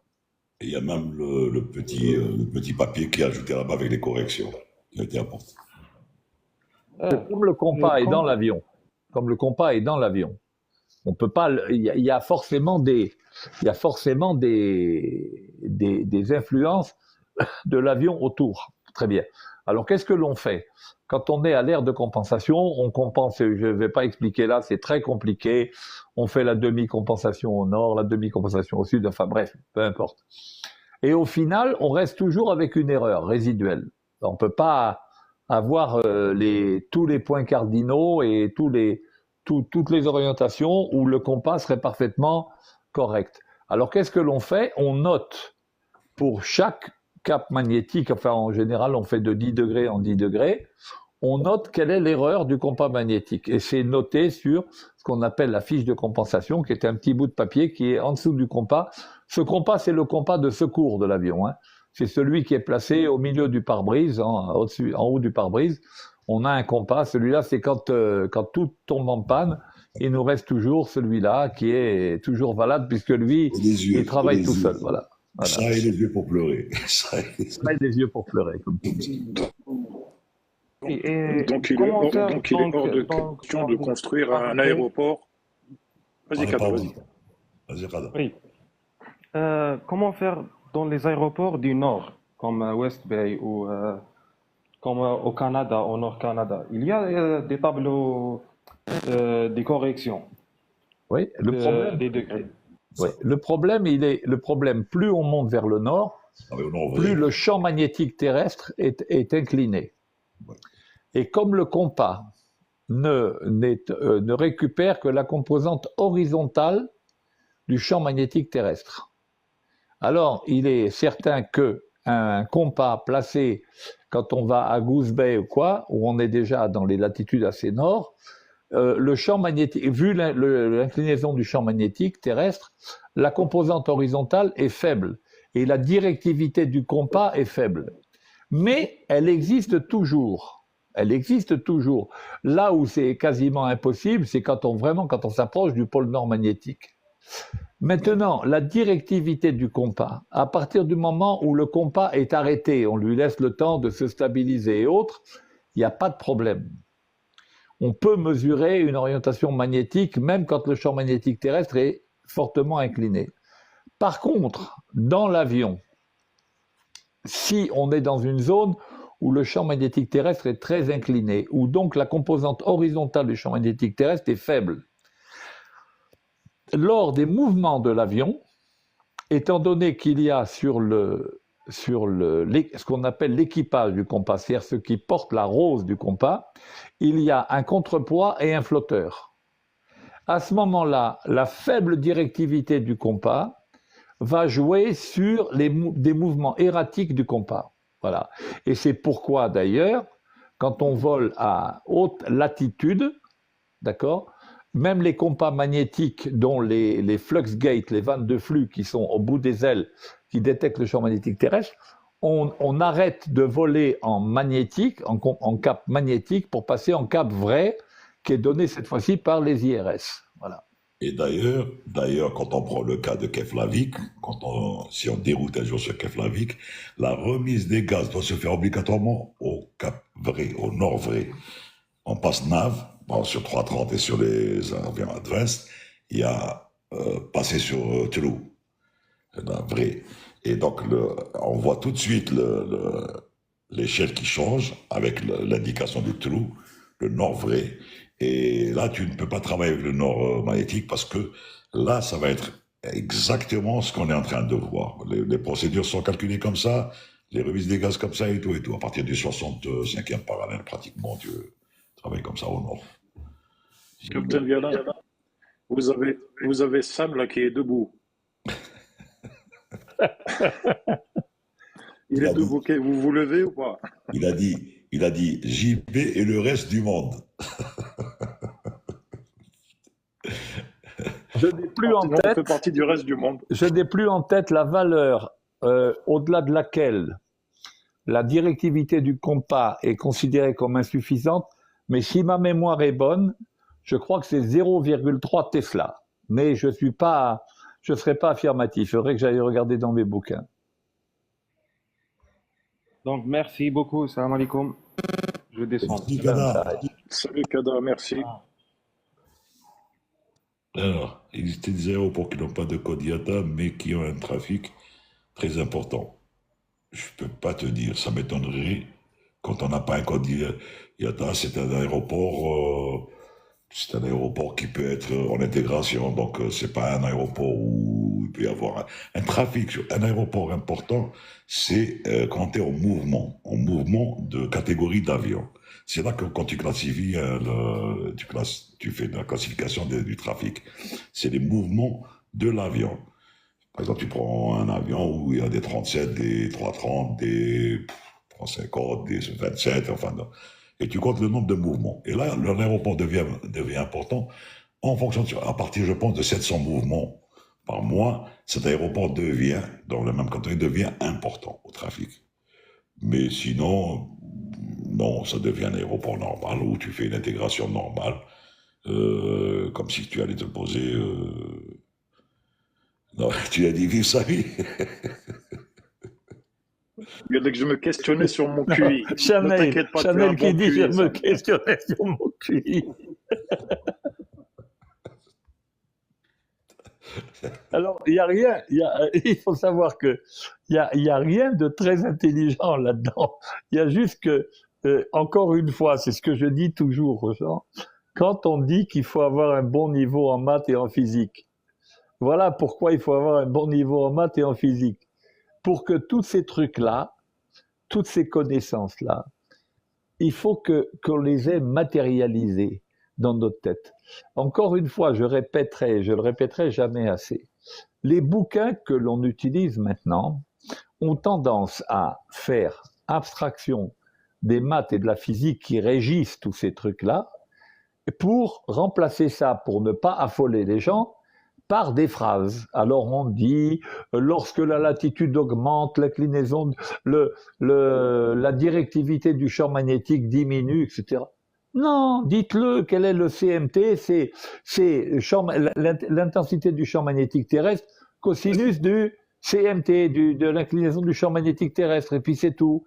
On n'en parle plus. À partir du moment où le gars il sait ce que c'est qu'un cosinus, il n'y a pas de problème. Voilà, c'est tout.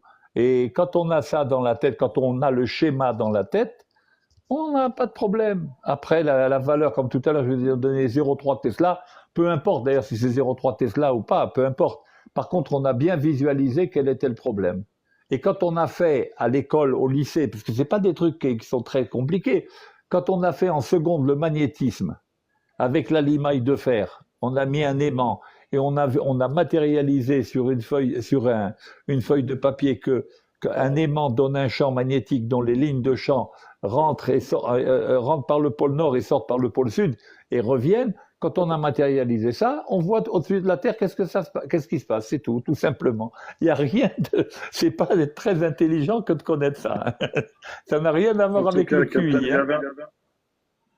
En tout cas, Captain Verdun, il y a Sam qui vous dit, quand il vous entend, il a l'impression d'être un boucher ou d'un plombier.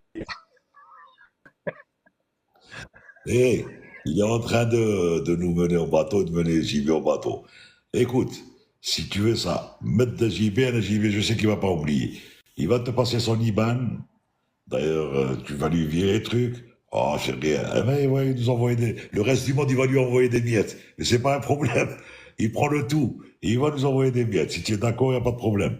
Mohamed Oudia, tu demandes à la salle de l'aéroport catégorie 3, c'est quoi au juste? C'est un aéroport qui te permet, qui est équipé pour te faire arriver et te poser en visibilité nulle. C'est-à-dire que les à côté des pistes sont, à ce moment-là, puisque c'est dit dans la TIS que c'est zéro visibilité, et que là, l'avion est équipé pour ça, et les équipages sont formés à la 4-3 Charlie, ça c'est des compagnies qui n'aiment pas trop le Charlie parce que ils préfèrent former leurs équipages en 4A, 4B, Et c'est en fonction des minima de la compagnie, la certification des avions de Wahab. Donc si l'équipage est certifié 4-3, C, et si l'aéroport peut les accueillir, il va faire un atterrissage 0-0. Nous, on avait le 767, sur lequel on faisait de la 4-3 Charlie. On était les seuls autorisés parce que le 67, il avait 3 autopilotes et il faisait de la 4-3 Charlie et on était formés pour faire ça. Et on le faisait surtout dans les aéroports espagnols d'ailleurs. Santiago, enfin au nord, c'est à l'ouest. Oviedo, truc et tout, quand il y avait du brouillard le matin, quand on faisait le transport des jeunes colons. Colons sahraouis. Voilà. Vince. Je tiens juste à dire une chose. Excusez-moi juste par rapport aux plombiers et aux boulangers, avec tous nos respects, hein, parce que bon, ils méritent quand même notre respect. Et tu sais, en plus, je vais te dire un truc, plombier. En ce moment, regarde, ça coûte, hein, c'est 50 € l'heure, minimum. Hein. Donc, matériel. Je voudrais répondre à Tonton Le Vert 16, Amir Akhdar. Est-ce qu'on a vraiment besoin de tout ça pour piloter un avion? Les pilotes américains, comme les pilotes de tout le monde, du monde entier, à un moment ou à un autre, ils l'apprennent et ils l'appliquent. Et je trouve qu'on est plus à l'aise quand on comprend ce qu'on fait que quand on fait les choses sans les comprendre. Voilà, c'est tout. Maintenant, chacun voit à midi à sa montre. Moi, j'ai toujours considéré que pour piloter un avion, il fallait comprendre comment on le pilotait. Voilà, c'est tout.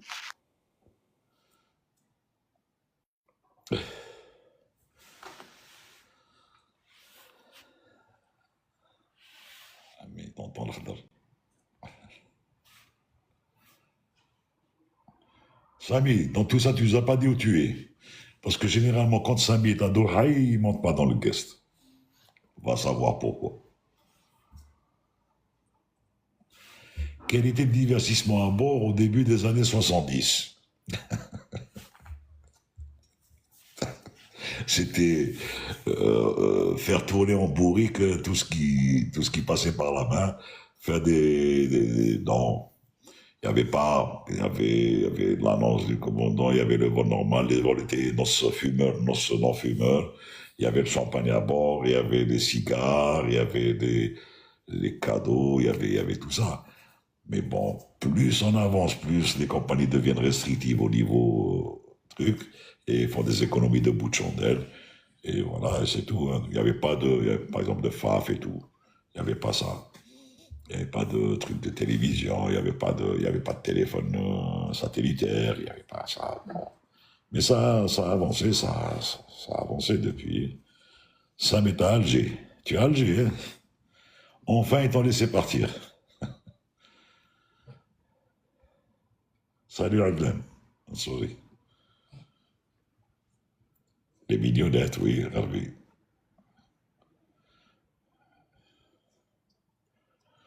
Non, le thé, c'est vrai, le thé. Moi, je me rappelle quand j'étais commandant sur Fokker, chaque fois que j'allais au sud, en attendant les passagers, j'ai bourré le thé, le truc de l'escale. Le thé du sud. Mais bon, qu'est-ce qu'il était sucré, ce sucre. Il le sucre bizarre, gars.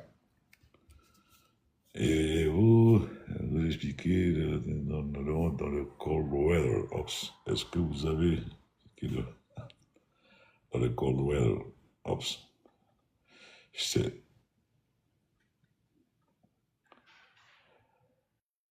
Je ne sais pas. On en a parlé de ça, Sam.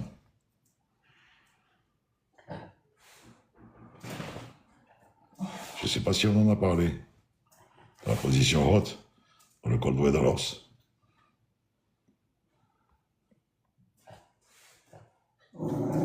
Chut, arrête. Le manger était notre seul divertissement. Et on mangeait foufou, sauce arachide, tout content, bien sûr.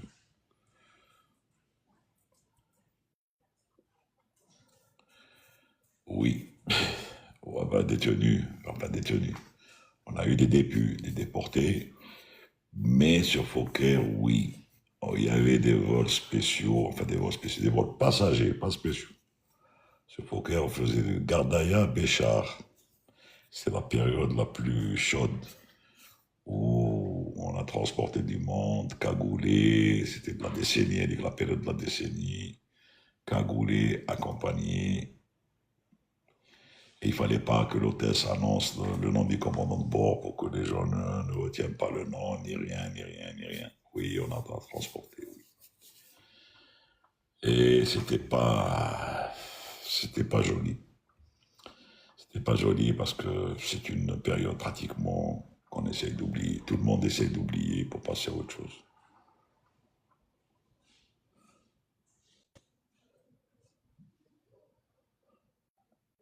Tu veux parler du spin, Walid? Ah bah attends. Tu veux monter parler du spin? Salut. Rebonjour. Vous m'entendez? Oui, oui. Vas-y. Oui. Alors, pour pratiquer le spin, c'est très simple. Ouais, rebonjour Farid. On coupe le moteur et on tire sur le manche pour pousser l'avion à tomber en stall. Donc, au lieu qu'il récupère, qu'il baisse le nez, ben, en fait, on le tire vers le haut, on perd de la vitesse jusqu'à qu'il stall, et au moment du stall, on utilise le rudder pour qu'il rentre en vrille. C'est aussi simple que ça. Et pour récupérer, on utilise l'opposite rudder, on arrête la vrille, et une fois qu'on arrête la vrille, ben, on tire sur le manche pour le faire récupérer.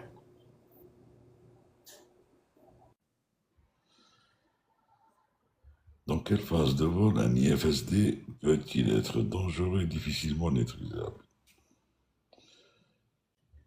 D'abord, Habsoud, faut que tu me rafraîchisses la mémoire pour un IFSD. D'accord, JB le sait. Juste préciser un truc, voilà.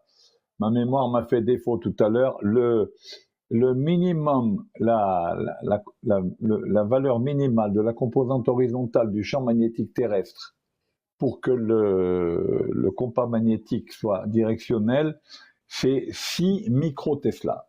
Voilà. D'accord. 6 microtesla. Bon, ça c'est juste nice to know. Hein. Ok. Quelle était la question? J'ai pas tout suivi. FSD. FSD, c'est quoi ça? Je sais pas. C'est pour ça que je lui ai dit, est-ce que tu... Connais pas.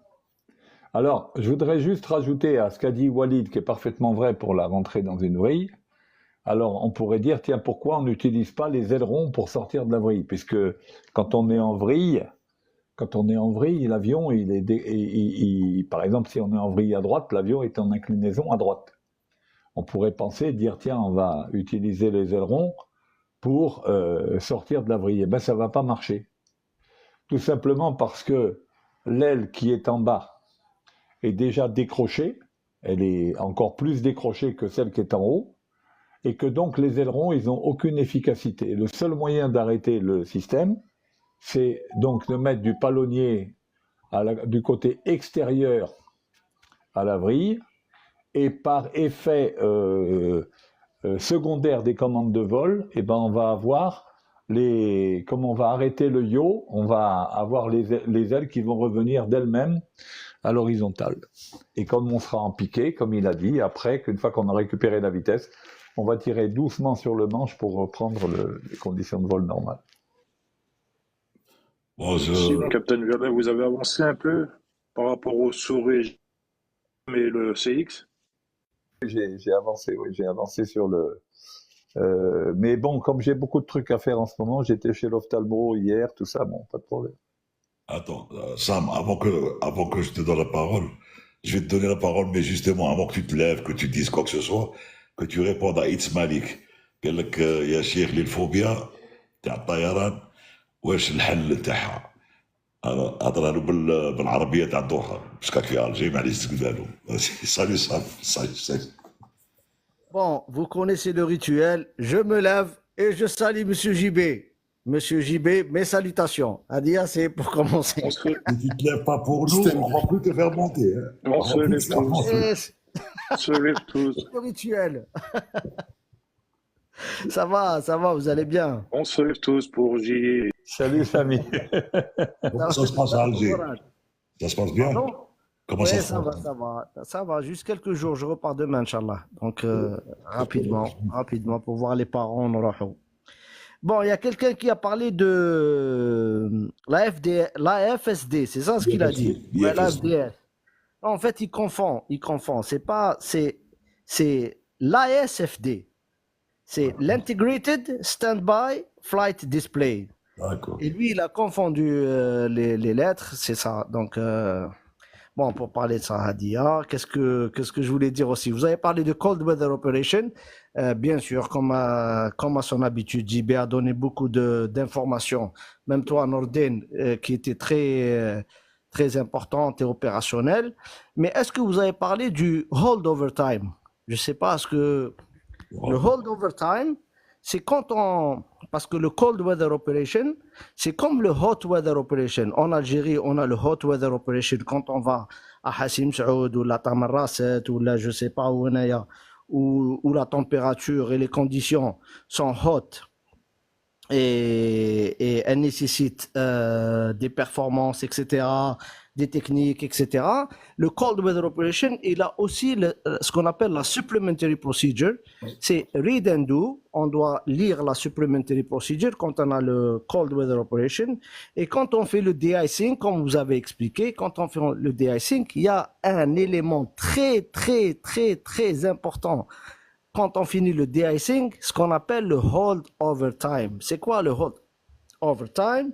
C'est quand on finit le de-icing et qu'on nous dit, voilà, de-icing finished, disons à 18h10, on note le temps, 18h10, et suivant les conditions météo qu'on a à l'extérieur, c'est des conditions météo qu'on a bien sûr avec l'ATIS, c'est-à-dire la météo que nous donne la tour de contrôle ou le système météorologique de l'aéroport. Là, on va déterminer quel est le temps nécessaire pour l'avion pour qu'il décolle, et si on dépasse ce temps-là, on n'a plus le droit de décoller. Donc ça, ce qu'on appelle le hold over time. Et ce hold over time, il est calculé suivant les conditions météo, encore une fois, qu'on a sur un tableau bien précis. Est-ce que c'est de jour? Est-ce que c'est de nuit? Est-ce que c'est des précipitations faibles, modérées, heavy, etc., etc. Et donc ce hold over time, on l'a devant nous. Des fois, il est de 25 minutes, des fois, il est de 15 minutes, des fois, il est de 55 minutes, ça dépend. Et donc, quand on finit le de-icing, c'est-à-dire on a nettoyé tout l'avion, on a enlevé toutes les contaminations de l'avion, on fait les flight control checks, comme il a dit JB. Là, on doit décoller avant que le temps, le hold over time finisse. C'est-à-dire que si on a 30 minutes au sol, on doit décoller avant que les 30 minutes au sol n'arrivent ou se finissent. Bien sûr, ces 30 minutes peuvent se réduire à 15 minutes si les précipitations sont plus importantes entre le temps où on a fini le de-icing et le temps où on va décoller. Donc voilà, c'est juste ça. Je ne veux pas rentrer dans les détails parce que le Cold Weather Operation, c'est un monde. C'est beaucoup de procédures. C'est très sérieux parce qu'on peut cracher. On peut vraiment finir dans le décor si on ne fait pas les procédures comme elles doivent être faites. ولا لا JB. عبالك كي يكون JB في l'audience. عبالك شغل je perds j'arrive pas à bien m'exprimer. يروحوا لي les idées. Non, tu as très bien exprimé. Je rajouterai juste une chose, c'est que, dans ce qu'a dit Samy, c'est qu'on utilise différents fluides, type 1, type 2, type 3, et que le hold over time va changer en fonction du type de fluide qu'on utilise également. C'est très simple. Dans le manuel Jepson, il y a 35 pages rien que pour le dégivrage. Rien que pour le dégivrage, il y a 35 pages. Voilà. Pour vous dire que, comme pour aller dans le sens de Samy, pour vous dire que c'est des procédures de dégivrage et Adverse Weather Operation, c'est quelque chose d'hyper complexe et qu'il faut faire vraiment très précisément. Voilà.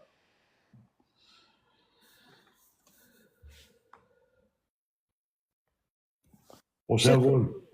Mourad, là maintenant chez nous à Qatar Airways, on nous a fait un système sur iPad qui nous permet de très facilement calculer le hold over time, c'est-à-dire que ce temps très important entre la fin du de-icing et le décollage, On appuie juste sur 2-3 boutons, on donne 2-3 éléments, bien sûr, au système, et il nous sort un chronomètre. Il nous sort un chronomètre qui démarre au moment où on appuie Start. Le chronomètre démarre et il est en face de nous, c'est très facile. Alors qu'avant, on devait rentrer dans les bouquins et chercher exactement le holdover time.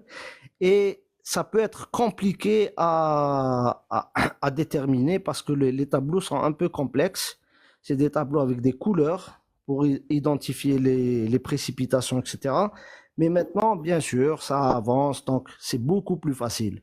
Comme le pilotage devient plus facile, l'information, elle est plus facile. Maintenant, on cherche plus, les memory items ne sont plus aussi importantes qu'avant. Maintenant, on nous demande à trouver l'information, à savoir chercher l'information.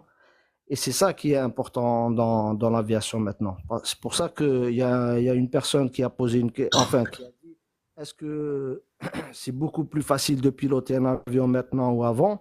Bien sûr que c'est beaucoup plus difficile de piloter un avion par le passé, parce que par le passé, il faut avoir les connaissances de JB, chose que j'ai pas moi. Les connaissances de JB ou la de Norden ou là, on les a pas. C'est comme ça. Moi, je sais très bien opérer un avion, c'est-à-dire que je maîtrise des choses que JB ne maîtrise pas parce qu'il n'a pas été formé sur ces avions-là.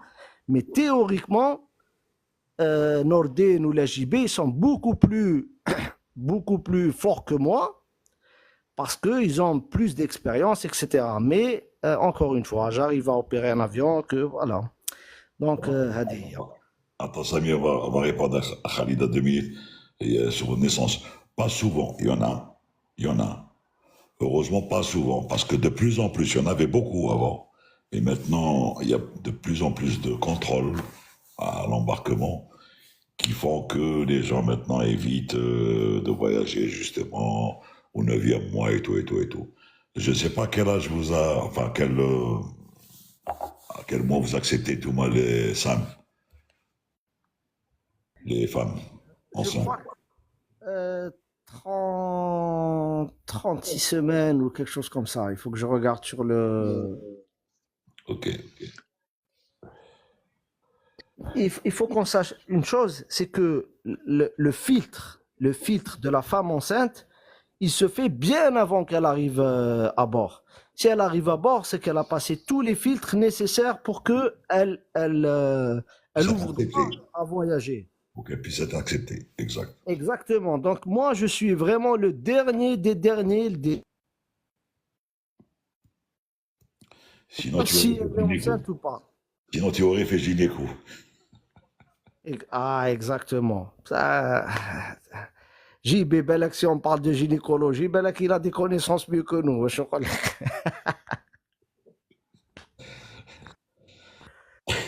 Voilà, donc, écoutez, je vais profiter d'Alger, donc je vous salue, merci. Porte-toi bien. Et au plaisir, dès que je rentre à Doha, Profite on bien, reprend. Sam. Porte-toi Voilà. bien. Salut, Sam. Mourad. Et monsieur Mourad, bon, je me lève pas parce que je me lève seulement pour JB, mais je te salue. C'est JB, c'était JB. Salut. Salut Samy, je suis désolé de ne pas être à Alger, sinon ça aurait été avec plaisir que je t'aurais rencontré, mais ça sera pour une prochaine fois, Inch'Allah. Ah, le jour où je vais te rencontrer, je vais acheter un nouveau costume. Parce qu'un des costumes, moi, donc je vais acheter un nouveau. Il est retenu. والله غير عندي كوستيم واحد تاع العرس دوك نشري واحد جديد. Inch'Allah. Ciao mon ami, au plaisir. Au revoir. Allez, profite de ton séjour. Merci, au revoir. جاء aussi هذا فوبيا الطائرة. قلنا فوبيا الطائرة مشكل تاع الودن الداخلي، سي ان بروبليم دوغي انترن. باش تجوز هذه خصك تشوف سبيسياليست ولا تخدم في الخدمة على روحك. ملي تطلع في الطيارة نسامر لك في الطيارة، باسكو الواحد ملي يطلع في الطيارة الخوف اللي يخاف فيه ملي يشوف الطيارة في الديكولاج. هذا ما بالحس هذاك دير ان كاسك شي با اقرا ليفري ابدا شوي قوم انسى خلاص سي تو.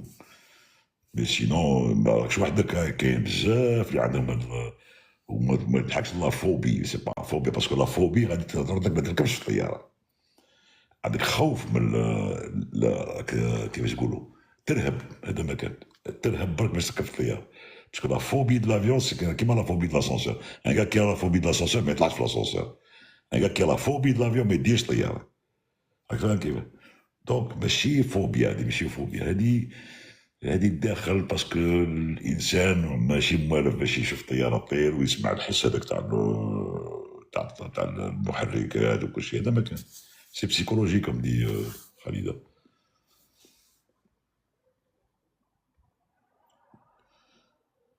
Comme on le dit souvent, c'est le fait aussi d'être dans un milieu que l'on ne connaît pas. C'est un environnement hostile, l'air. L'air est un environnement hostile. On a encore voler, c'est pour les oiseaux.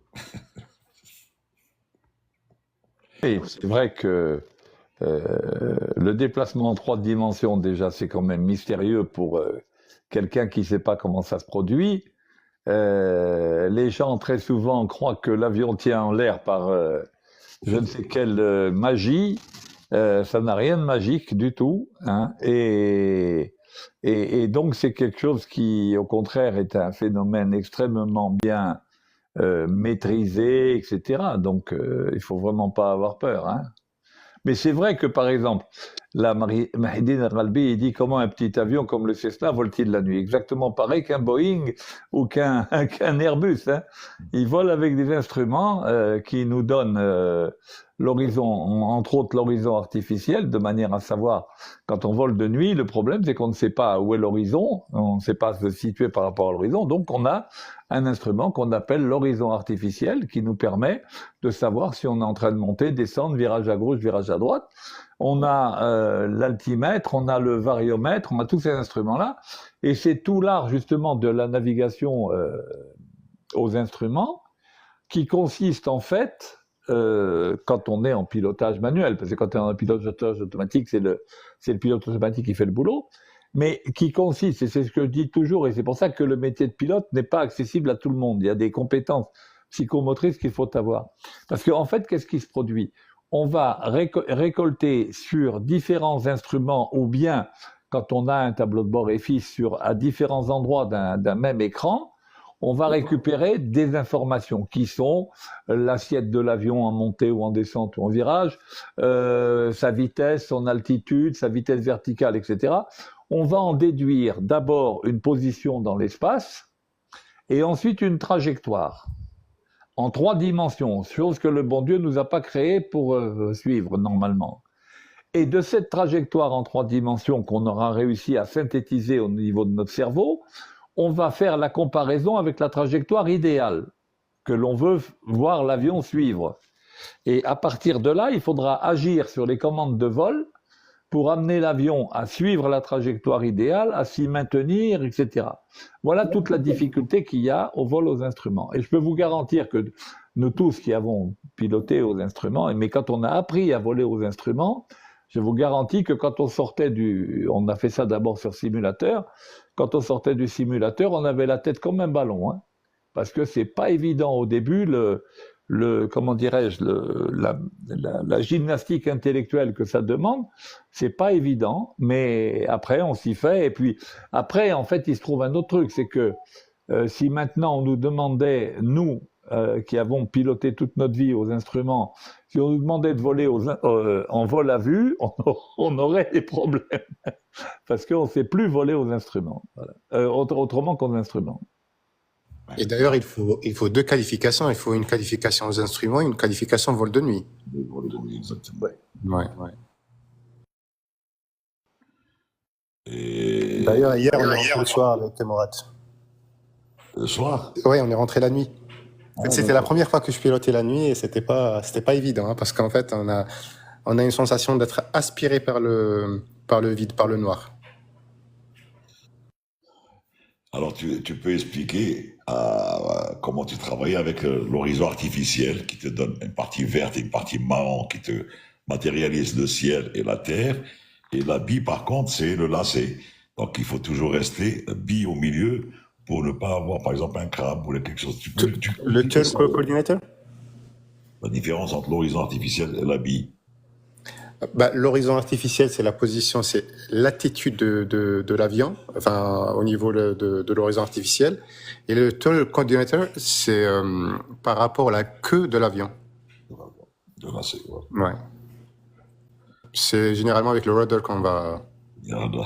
Ça reste sauf tes questions. Moi, j'ai pas fait la question de JB. La bille, elle te permet de contrôler l'attaque oblique. Ok, c'est-à-dire l'attaque oblique, c'est le drift, c'est le. J'ai perdu le terme en anglais. C'est le fait que le vent relatif, ok, doit venir dans l'axe de l'avion. Si la bille n'est pas au milieu, alors le vent relatif ne vient pas dans l'axe de l'avion. Et l'avion est en attaque oblique. Il est soit en skidding, soit en slipping. Voilà ce que ça veut dire. Et la bille te permet de coordonner ton virage de sorte que l'inclinaison de l'avion soit coordonnée avec la vitesse angulaire de l'avion. Voilà.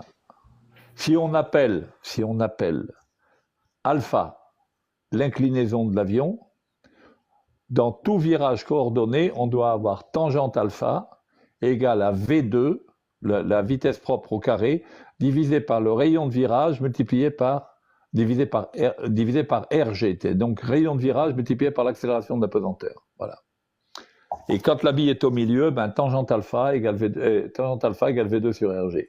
Et toutes les fois que c'est pas coordonné, si par exemple la vitesse angulaire de l'avion est trop grande par rapport à l'inclinaison, on aura la bille qui va être à l'extérieur du virage. Donc c'est la force centrifuge qui va l'emporter, et c'est ce qu'on appelle un virage dérapé. Et toutes les fois que la bille sera à l'intérieur du virage, c'est que le taux de virage, donc la vitesse angulaire de l'avion, sera inférieur à la vitesse, à la valeur qui est dictée par l'inclinaison, et à ce moment-là, on sera en virage glissé. Voilà. Comme le side slip. Side slip, voilà, c'est maintenant que tu me rappelles du mot en anglais, side slip. Okay. Quand bille au milieu, no side slip, bille à droite, side slip from the right, bille à gauche, side slip from the left. Et le pied chasse la bille. Quand la bille est d'un côté, il faut appuyer sur le palonnier de ce côté-là pour la remettre au milieu. D'ailleurs, c'est ce qu'on utilise pour perdre l'altitude sans augmenter la airspeed. Oui, mais ça, tu pourras le faire que sur des avions à hélice. Parce que sur jet, tu peux pas le faire. Si tu fais ça, tu risques d'éteindre des réacteurs. Ouais, c'est ce que tu m'avais expliqué une fois. C'était, on n'aurait plus d'arrivée d'air sur les réacteurs. Une arrivée d'air qui serait perturbée. Et c'était un moyen de savoir quand on perdait un moteur sur, par exemple, un truc. Des fois, quand c'est une indication que le moteur est parti, par exemple. Quand l'avion part, la bille part de l'autre côté, donc il faut chasser la bille pour remettre l'avion au milieu, trimer et traiter. Voilà. Pas sur les 330, c'est ce qu'on appelle le side blue. Donc c'est pas une bille, c'est un triangle bleu avec un pavé en dessous. Et quand il y a un problème, ça va passer trop lumineux et donc ça va se désolidariser. Donc c'est l'équivalent d'une bille qu'il faut ramener. Donc ramener l'espèce de losange, enfin le parallélépipède sous le triangle. Voilà. C'était un truc. Existait un enregistreur de vol vidéo dans le cockpit. Ça peut, il y en a qui ont fait ça. C'est ce qu'on appelle un loft. Mais déontologiquement parlant, c'est interdit. Parce que on le fait beaucoup plus au SIMU. Quand on fait un loft, il y a l'enregistreur vidéo, des fois même on gravait le CD, on faisait des briefs avec et on détruisait le CD. Le détruisait parce que c'est déontologiquement parlant, ça. Sinon, après ça devient du n'importe quoi. C'est une atteinte. C'est une atteinte à la vie privée, quelque part. Oui, bien sûr. Il faut bien savoir qu'on a fait du SIMU des centaines d'heures au moins chacun. Ce qui se passe dans le SIMU doit rester dans le SIMU, et d'une. Par contre, la vidéo que l'on a du SIMU et que l'on détruit effectivement après est très utile pour le débriefing, parce qu'elle permet aux gars qui ont vécu la situation, on leur montre voilà ce que vous avez fait, voilà comment vous êtes comporté, parce que il peut y avoir aussi bien des mots que de la gestuelle N'oublions pas que la communication, c'est des mots et c'est du non-verbal aussi. Il peut y avoir de la gestuelle, il peut y avoir des trucs qui peuvent expliquer une certaine position, une certaine activité du poste de pilotage, etc.